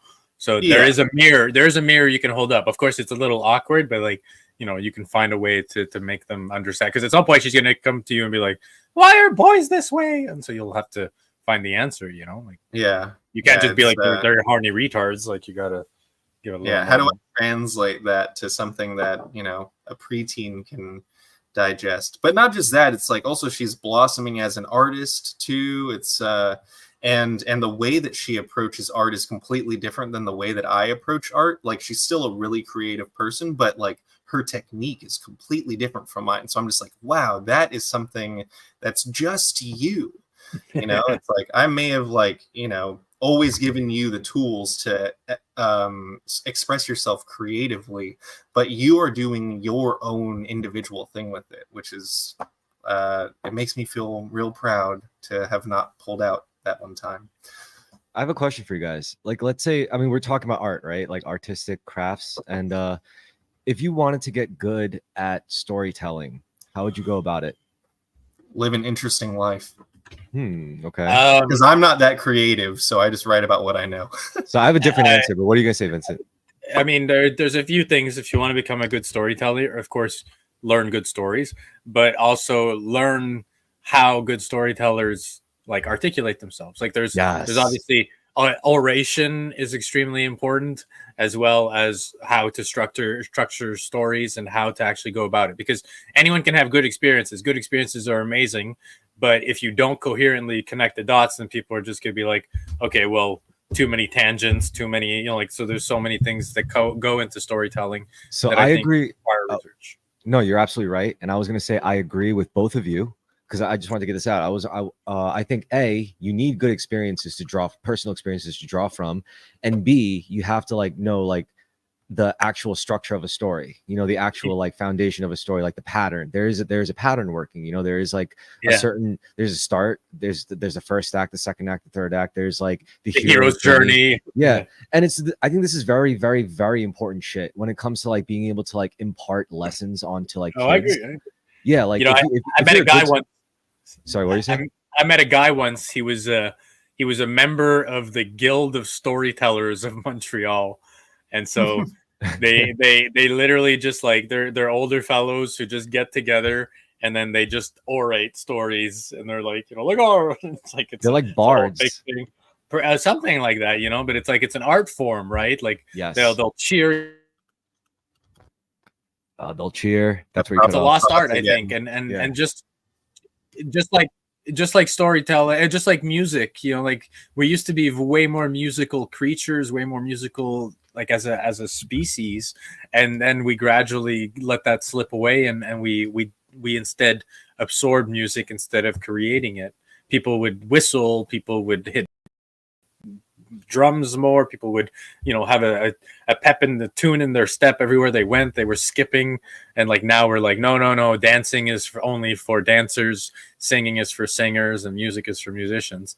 It's like, no, we should all be creative and just constantly crafting things and building things and painting things and singing and all that stuff. And you have to know how to market yourself, otherwise you're worthless. Well, I don't know about that because storytelling. I'm joking. Oh no, all right, it was a good joke, but I was gonna say like storytelling is like a sacred skill, I think, because that's truly, that's truly how you really change people's hearts and minds. If you want to change people's hearts and minds like that, tell a good fucking story.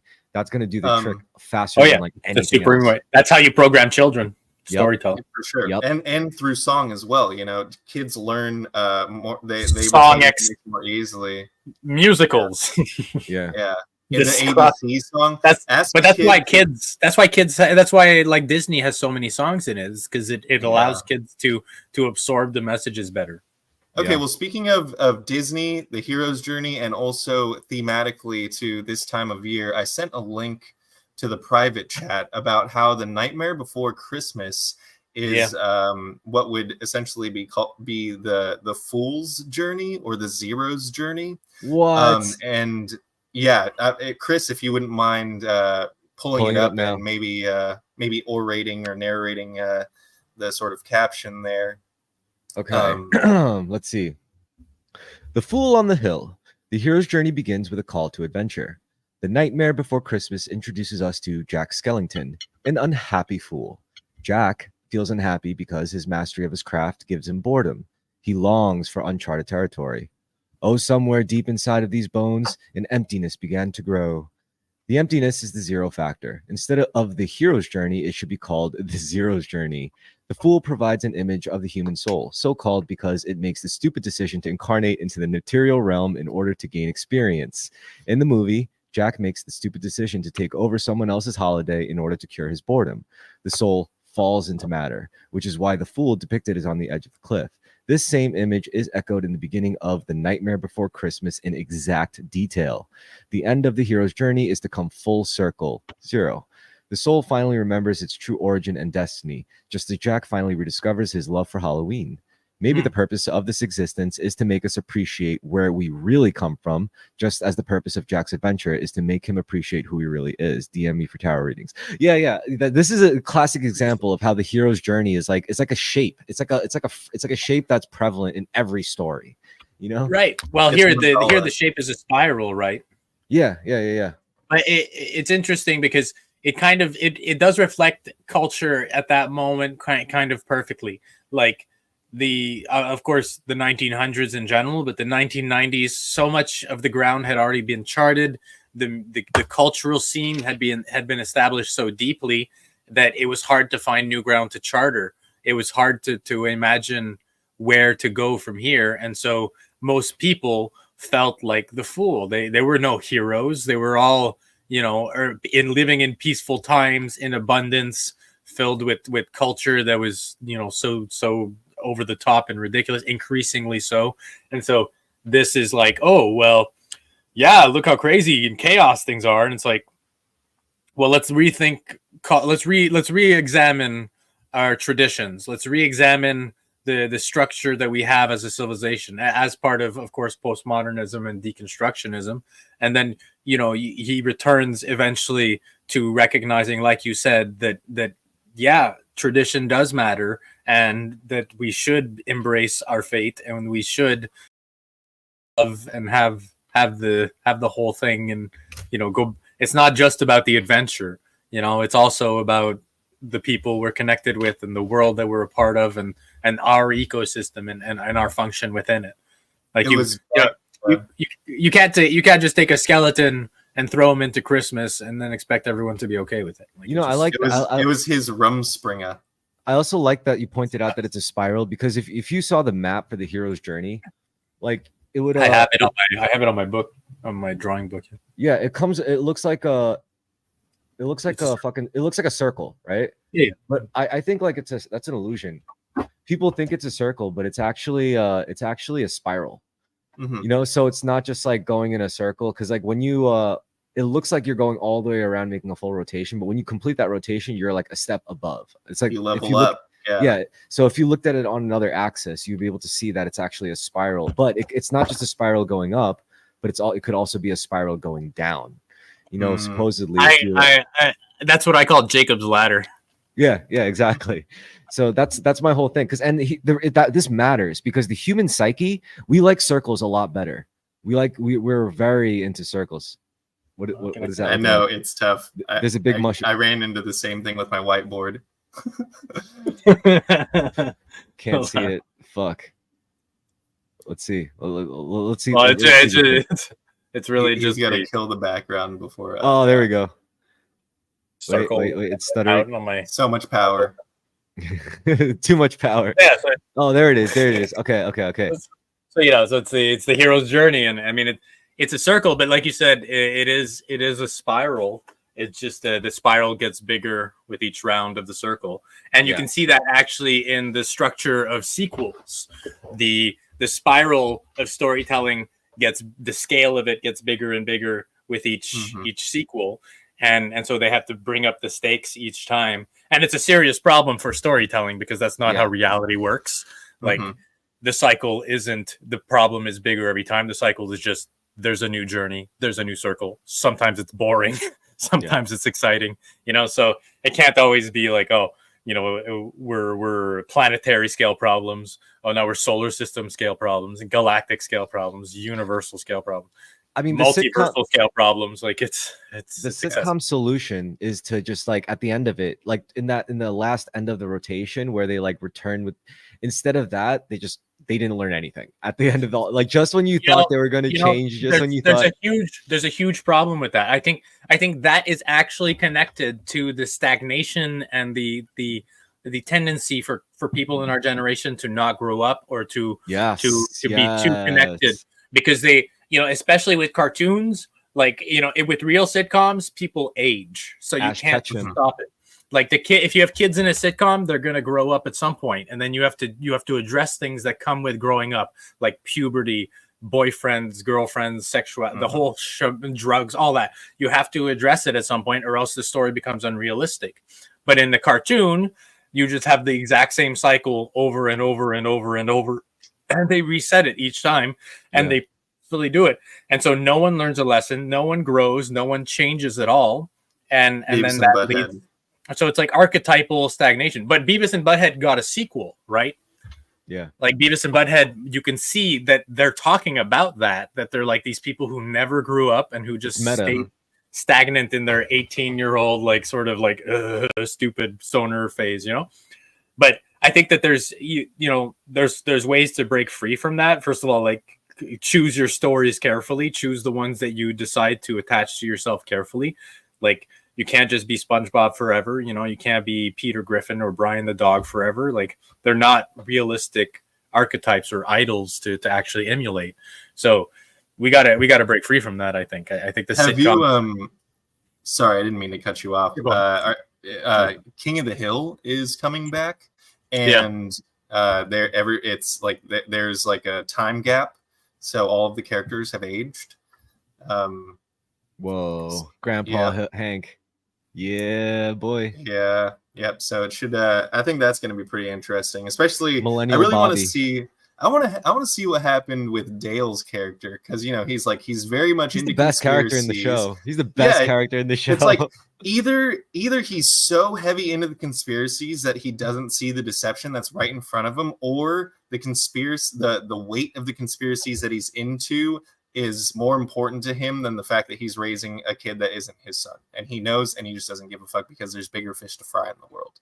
Probably, I think that's more what he's leaning towards. But yeah, I recently restarted watching King of the Hill. Like I introduced it to my girlfriend, so like rewatching it, you know, and it has a lot of soul, you know, and yeah. Like I think that's what really gives it its saving grace and makes it one of the greatest, is that it does have that sort of like good intention. People actually learn lessons. It's not the sort of show that resets every time. There's people who die. There's real consequences. Things actually matter. So it's comedic, but it's realistic. And same for like Bob's Burgers. But Bob's Burgers is usually it's like it has younger family members and stuff. So they're already. I think King of the Hill is way more artistic than Bob's Burgers, in my opinion. Well, I think Bob's Burgers Judge is a prophet. The thing is that Bob's Burgers, I think, has a lot of that family soul and that family heart. You know, like that's what really makes it worthy. But King of the Hill addresses more complex topics. You know, like I think it's because of the threshold of the age of Bobby, like he's puberty age, so you don't have to deal with like the kiddish stuff that is pre all that, you know, as much. Yeah, you can go into darker topics, basically. We love King of the Hill. Mike Judge, like he said, Mike Judge is a prophet. You know, Idiocracy is one of my favorite movies of all time. I can't. You know, Colin never saw that movie. Travel. That's insane. Colin never fucking saw that movie, dude.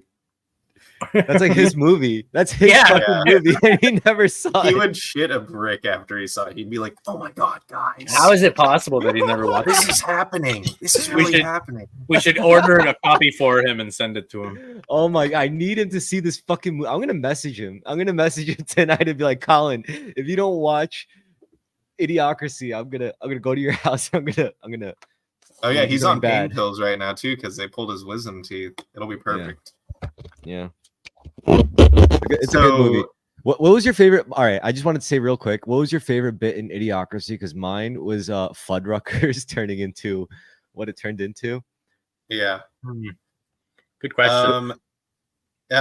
Probably how many people were named Upgrade when she was trying to track down her pimp. Or how they all had Latino names or like Spanish names. I think it's for me it's when he wakes up and he looks outside and he sees the devil. Oh fuck! You just have buildings that are toppled, but they're taped together, and like you have an incompleted road where there's people still driving and just falling into a pit. And when they get to Costco and the guy just standing there, he goes, "Welcome to Costco. I love you." Like that. Yeah. That's a classic. One random thing I love about Idiocracy is that they set out for the inmates to find the stupidest pair of shoes that they could find, like I remember of that, all time. yeah. And so what they ended up finding was a company that was underdeveloped. No one knew about it at that point. It was like completely underground. And they got like they ordered a whole bunch of like their shoes, and turns out it was Crocs. So Crocs are the stupid shoes of the future. And they're totally You know what? I bet because They're of that awesome. movie. You guys because have of that Crocs? No, I don't. No, fuck that. I've I'm not got a 3 prisoner. pairs, dude. They're fucking comfortable as fuck. I got 3 pairs. No, but because of that movie, I bet it became a self-fulfilling prophecy because they got a bunch of fucking money from that money deal, and they got a little bit of exposure, at least subconsciously. Like, that Dude, was I like, hated them. I hated them until I put a pair on, just like Birkenstocks, dude. all right. No, I used to mean, hate on Birkenstocks so hard, and then I wore them around for one vacation. I was like, I get it. I totally look, man, get it. I'm not gonna yuck your yum. I mean, like, I could imagine, like, you're out at the lake, you get your feet wet, put some Crocs on. You're on a boat, put some Crocs on. You know, like, you're at the beach, throw some Yeah. Crocs on. Like, you know, like, yeah, I get it. It's a good solution. And then you I can don't flip hate. them into sport mode if you got to handle some real business. That's true. Like, if you got to do some zipping, Yeah. some zipping around. Anyways, yeah, no, I always thought that was really funny. I mean, who knows? He could be a time traveler. There's definitely some time travelers who were doing writing for The Simpsons, without a doubt. Freemason. Maybe it's not that they knew Okay, the okay. future. It's they were creating the future. Have you guys ever heard of the chronovisor? The Like, device that allows you to, like you could see, like it's a window to the future. It's Essentially, it's a time device window. that allows you to see through different time periods, and it claimed that the Vatican has a chronovisor in their secret archive, and like this is claimed by the Vatican, I think. So, anyways, I heard that Crystal apparently ball. the Vatican has a chronovisor, so it could be that chronovisors exist. Who knows? You know, it's all just data. If you can access For the sure. data, then like why couldn't you somehow access the data that I think that one of Yeah, the sites, seeing it on our current TV thing. would be way easier than taking a vacation there, and we all know that they have the technology to do that. So why not be able to see it for sure? For sure. one of the Exactly. craziest devices to me was the spiral mirror, the looking glass. You ever heard of that? Mm-mm. So you sit in this like mini ovular chamber, circular chamber, and it's like basically you're looking at it as I'm trying to find a picture of this, but it's like you sit in it and it's just like a mirror but that spiraled shape, and it's just like a spiral of mirrors going in, and you're sitting and looking at the beginning of that spiral. So apparently if you just stare at that reflection sitting in that chamber where they seal it, no light or anything, apparently you see like you could do a remote viewing that way. Like you could project your consciousness way easier and be able to see like in other planets. Even, you know, you could look into like restricted areas, you could look into different timelines, maybe, you know, like different dimensions, like crazy shit. Fuck, I wish I could Like find that this. red laser experiment I showed you guys. Yeah, Except a little bit deeper. No, I like the red laser experiment a lot too. That's good. I love Yeah. how DMT is like the critical ingredient. Oh, okay, in okay. that. This is I found it. It's called the Kozyrev mirror. I'm gonna pull it up. This thing. So apparently it's okay, I'm gonna read it. In Russian esoteric literature from the 1990s is a pseudoscientific device made from long sheets of aluminum, sometimes from glass or a reflecting mirror-like material, curled into cylindrical spiral. It is alleged to focus different types of radiation, including that coming from biological objects, when those objects are placed inside it. Kozyrev mirrors were used in experiments related to extrasensory perception, conducted in the Institute of Experimental Medicine of Siberia, division of the Russian Academy of Sciences. I mean, just like sitting in this thing must be trippy as fuck, right? Like Yeah. it's like you sit in there and then all you're looking is like a spiral of reflection. And who knows, maybe that can do like weird things to your psyche. I don't know. Yeah, I wouldn't doubt that. I mean, if sound can, manipulate you at a molecular level, light, is radiant energy. So, Yeah. I'm sure that those mirrors focusing all that radioactivity essentially could, especially the shape, it could conjure up some really interesting cymatic forms, so to speak. I mean, like when I saw that, well, first of all, shout out to the Y-Files. It's a great YouTube channel.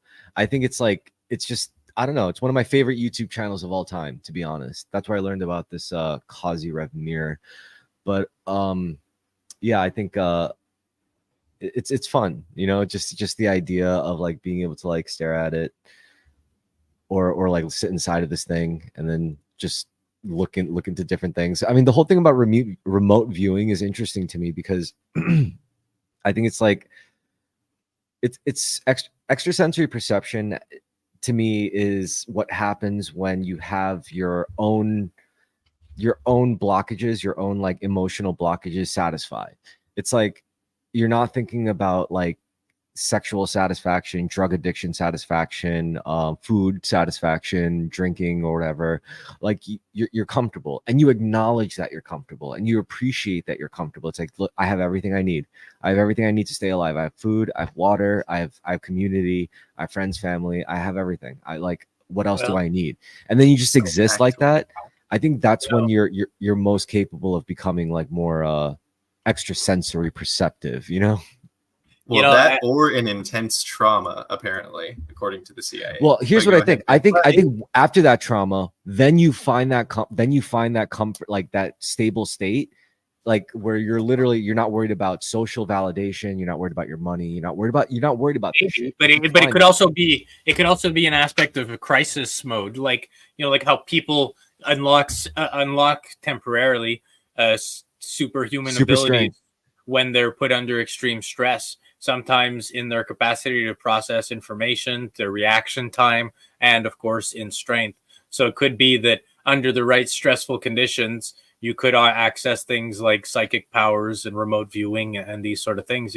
Could be a function of making super soldiers. You traumatize children enough, and eventually, boom, they develop some sort of psychic response. And that happened with the Dark Phoenix in the X-Men comics. That's how Deadpool's powers were sort of like evolutionary stress triggered. Yes.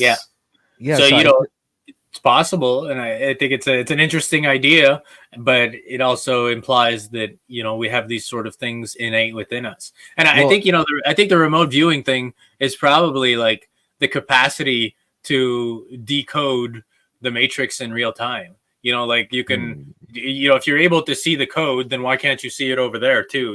Like you can you can transfer it's all code, so you transfer your consciousness to that part of the code, and you're like, I can see from this angle, from this perspective.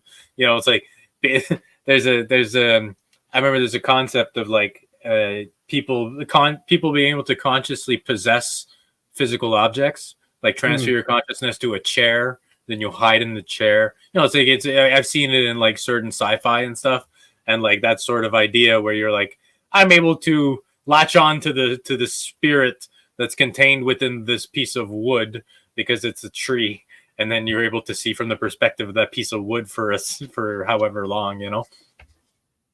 This is theoretical. I can't do this. I can't do it yet. Can't do it yet. I mean, I think there's also your frame of approaching it is also probably like, how it's going to manifest. Like, for example, like if you're really skilled, then you could be like, oh, I'm going to look at myself from the perspective of the pen from across the room. And then while you're doing something, and if you're in your mind's eye, you could see yourself doing it. That's like an out of body experience. But like, say like you're not that adept. So you got to start small. Like you got to start from within. And then hopefully like all your material needs are met. You're comfortable at the very least. And you're just like doing something that your mind could occupy itself with, like gaming or writing in your journal or something, just something like, a routine that you do. As you do this, like suddenly your awareness grows, because where your attention goes, it grows. Whatever it is, it grows. So it's like your awareness kind of works the same way. And as it expands like slightly outward from your will, you could, instead of just you writing in your journal, suddenly it's like, what do I look like writing in my journal? And then you see yourself and you're like, oh, this is probably what I look like. And you start like, that's when you start seeing yourself in your mind's eye.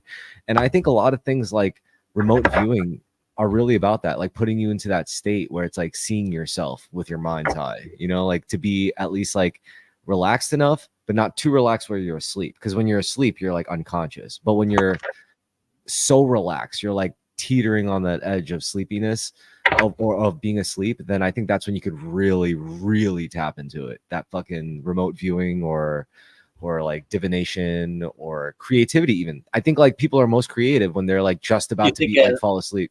Do you think that it's it's trance state is a little different, right? You can achieve trance state with zero sleepiness.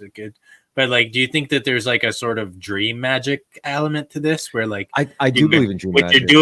What you're doing is like you're tapping into the dream logic and you're being the bridge between dream and reality when you're in that in-between state. So you're like able to basically bend reality a little deeper since you're partially in that sort of dream magic. That's how I thought smoking weed worked. Sorry, go ahead. It still does work that way. Yo, if you're into music or if you're into writing and music, this is really good. If you want to come up with ideas, like what you do is like you sit in a really, really comfy chair that could like put you to sleep, and then you hold like a ball, like a heavy object in your hand.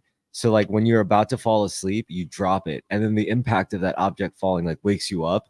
That's when you'll have like your best fucking ideas. I tried it like a couple times, and it worked. I know that Einstein used to take power naps. So he would take naps that lasted like 10 minutes.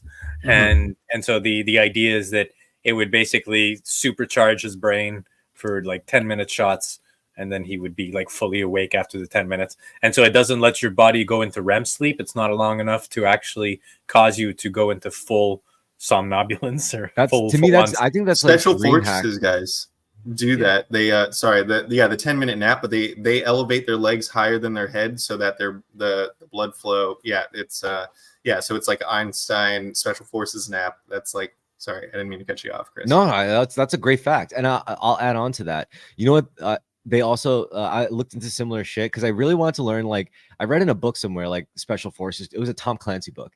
He was like, oh, this guy was like, he knows how to control his heart rate. I was like, how the fuck do you control your heartbeat? Like to make it like beat faster or slower? Breathing.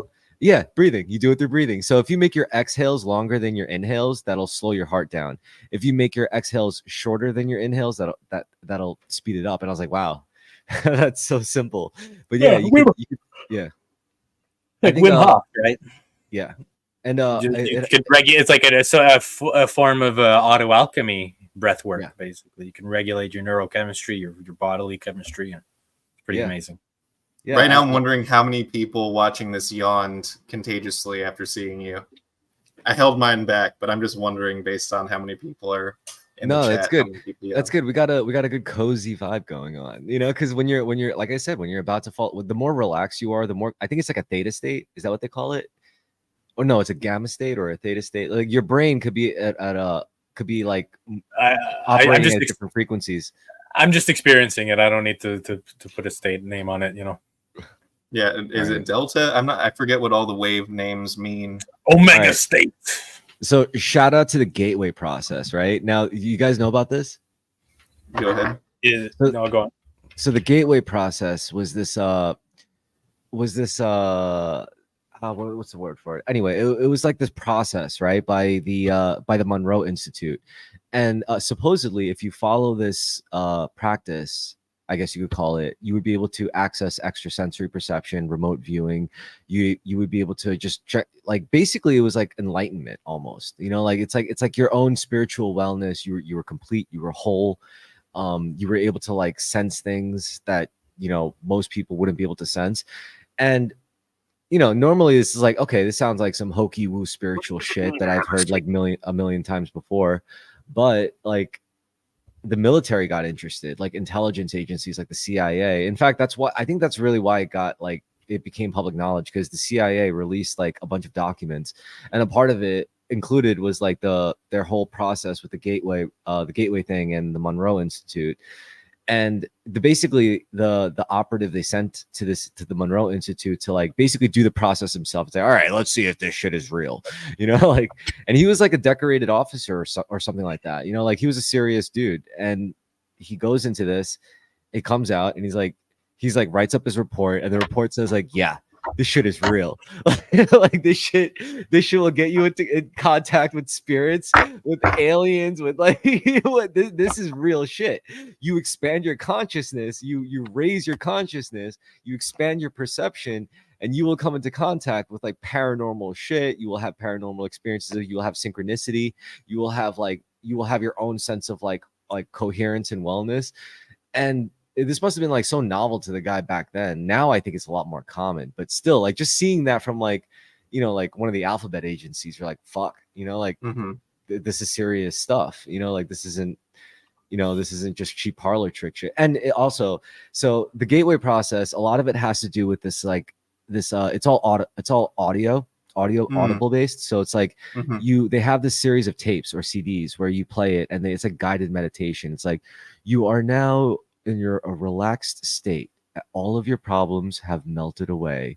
Focus on the sounds playing, and they're binaural beats, meaning like one side is playing one frequency while the other side is playing a different frequency sine wave. Hmm. So different oscillation. So it's like once those conflicting waves are like, but they're close but not the same.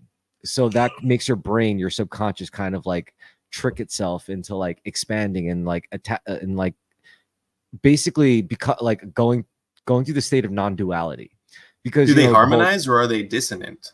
both. That's what it is. It's both at the same time. It's harmonically dissonant because like it's like when something's like that's what superposition is. When something moves back and forth so fast, it might as well be both at the same time, right? That's Okay. basically what's happening. You're like switching back and forth between both hemispheres of the brain, and you're like on Huh. both hemispheres of the brain. Yeah. Interesting. I can't believe you got. I thought like a lot of people. I thought you would know about this. Like this was a big. Oh yeah. Anyway, the point being, so the gateway process. I got interested, and it's like I want to buy these fucking tapes. Like I want these CDs. So I go on eBay, and they're like the whole set is like $300, and I'm like, God damn it, dude! Like holy. Yeah, shit. more like the Gatekeep project. Yeah. Yo, Vince, you're about to pass out, but like we got a few No, I'm minutes. gonna go work out. No, seriously. But I'm gonna go work out. are you gonna work out? Yeah. Got energy to burn. No, it's pretty. It's just if I sit too long, then eventually my body goes, "Hey, get relaxed." Okay, so I got something that I want you guys to like give me a take on. Like, how do you feel about this idea that the American I'm just gonna go right to it. The American whole quote unquote obesity crisis that we talk about and all that shit, which is now being magically cured by Ozempic, great enough. But I think the whole thing as to why it happened in the first place was because it was a problem caused by a solution, right? And I think like there was a point in America where we were starving, like we didn't have enough food to feed people, and we didn't know what the hell to do. Like we didn't know how to like feed our starving populace. So some genius decided to use like bomb technology to artificially fertilize the soil with like nitrogen, I think, and to like 10x the crop yield pretty much. And that it worked. It fed like millions and millions of Americans, and we solved our national hunger crisis. But fast forward to like the 2000s, and suddenly like you got these monolithic food corporations that literally lose money if they do not sell food. Meaning, if people don't eat, if people don't buy and eat, then these companies are basically hurting. They're bleeding. And it's like it's almost like with how long they've been around and with their whole pedigree of like saving the nation and all that stuff. Like we're talking about like big companies like Kellogg or whatever. And like I don't know, it just seems pretty nefarious. Just like the idea that they have to keep us eating, they have to keep us consuming.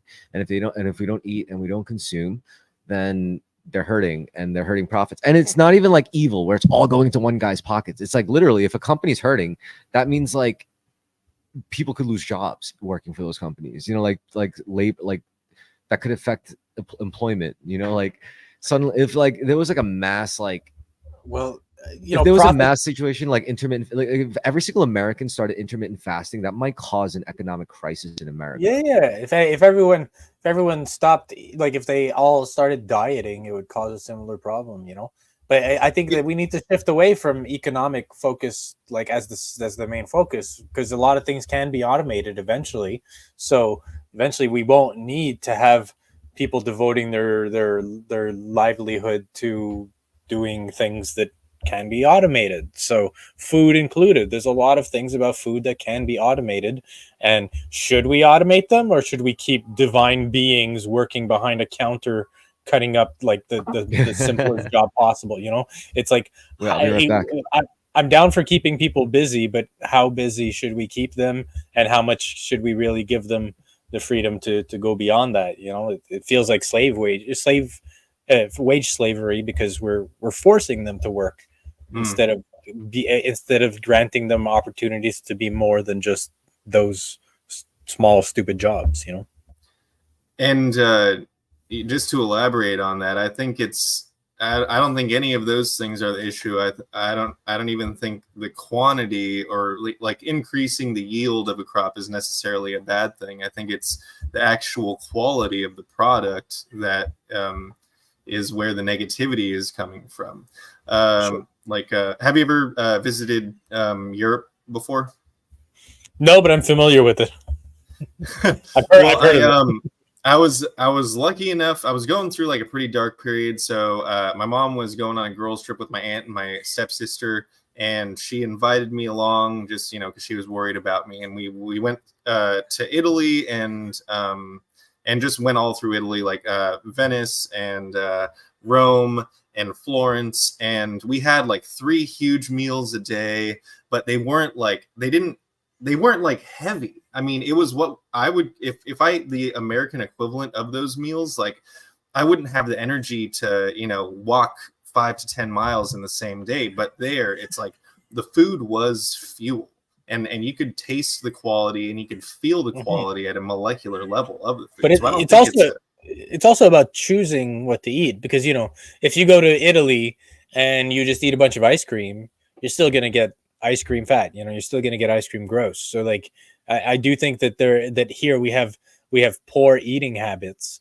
and it is fueled by those companies that make them chemically filled and all that crap that makes them more addictive and all this stuff, So, but GMOs, but you could still make the choice. You could go buy a carrot, and like the carrot is still going to be okay. I was eating like we had like pasta and bread with every meal. It was like, and if I ate the American equivalent of that, just because of the way that weed is subsidized in the States, at least, I'm not sure how it is in Canada. And there's so much sugar in bread in the West and stuff, so it's like all that.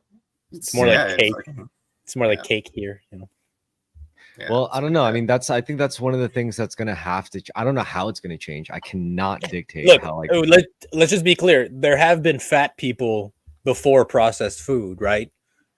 Like there have been fat people throughout history. There's been fat kings, and the image of fat Buddha exists because fat people existed. It's not for nothing. So I do think people can abuse and can go into excess, and so the mentality behind the food is also a major factor in it. Like supersize me, of course.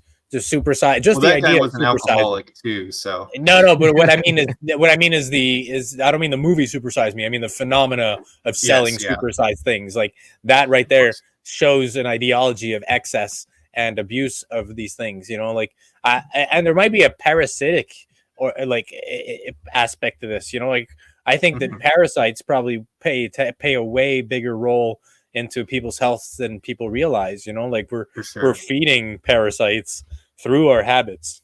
So it's like it could be that an over sugared diet could feed certain parasites and create certain problems. And well, I think like overfeeding just sucks. It's not really like, I don't even care how, it's not about how people look to me. It's just like when you have it's like having so much gunk in your ears. It takes, but how people really takes.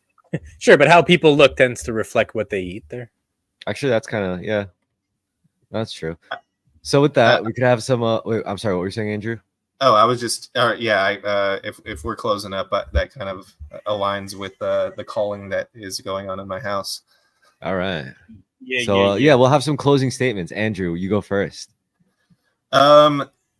Just try to find the time and energy to give yourself some grace, to forgive yourself. Your best isn't going to be the same every single day. But as long as we're on that upward trend, that hero's journey, that spiral going up to the next level, and applying all the lessons that we've learned on our journey, then you're doing all right. It doesn't matter how many steps back you take, as long as you take more steps forward. All right, Vincent, you're up. I say, you are what you consume, not necessarily what you eat, but what you consume. It shapes you, it shapes what you become. So consume wisely in all aspects and try to be self-reflective in your consumption and create more than you consume. And, love yourself, be grateful, all that good stuff. And as for me, I'll just leave off with saying, try to make friends with your past and your future selves. Like, your past self, forgive them for their mistakes, and your future self, ask them for guidance. You know, ask yourself, like, 10 years into the future, it's like, what should I do? And they will answer, you know, in your heart, in your mind's eye, or whatever, in your intuition, in your consciousness, subconscious, or whatever. I truly think so. It's like And those Avatar Aang reaching Yeah. back to his ancestors, you know. Yeah, they're there for you. They're on your side, because the past selves become you. You become the future selves. It's you. You are the important one. But with that, I'll say good night. Namaste. Advanced philosophy memes. We make good memes. Advanced philosophy memes. Base fucking memes.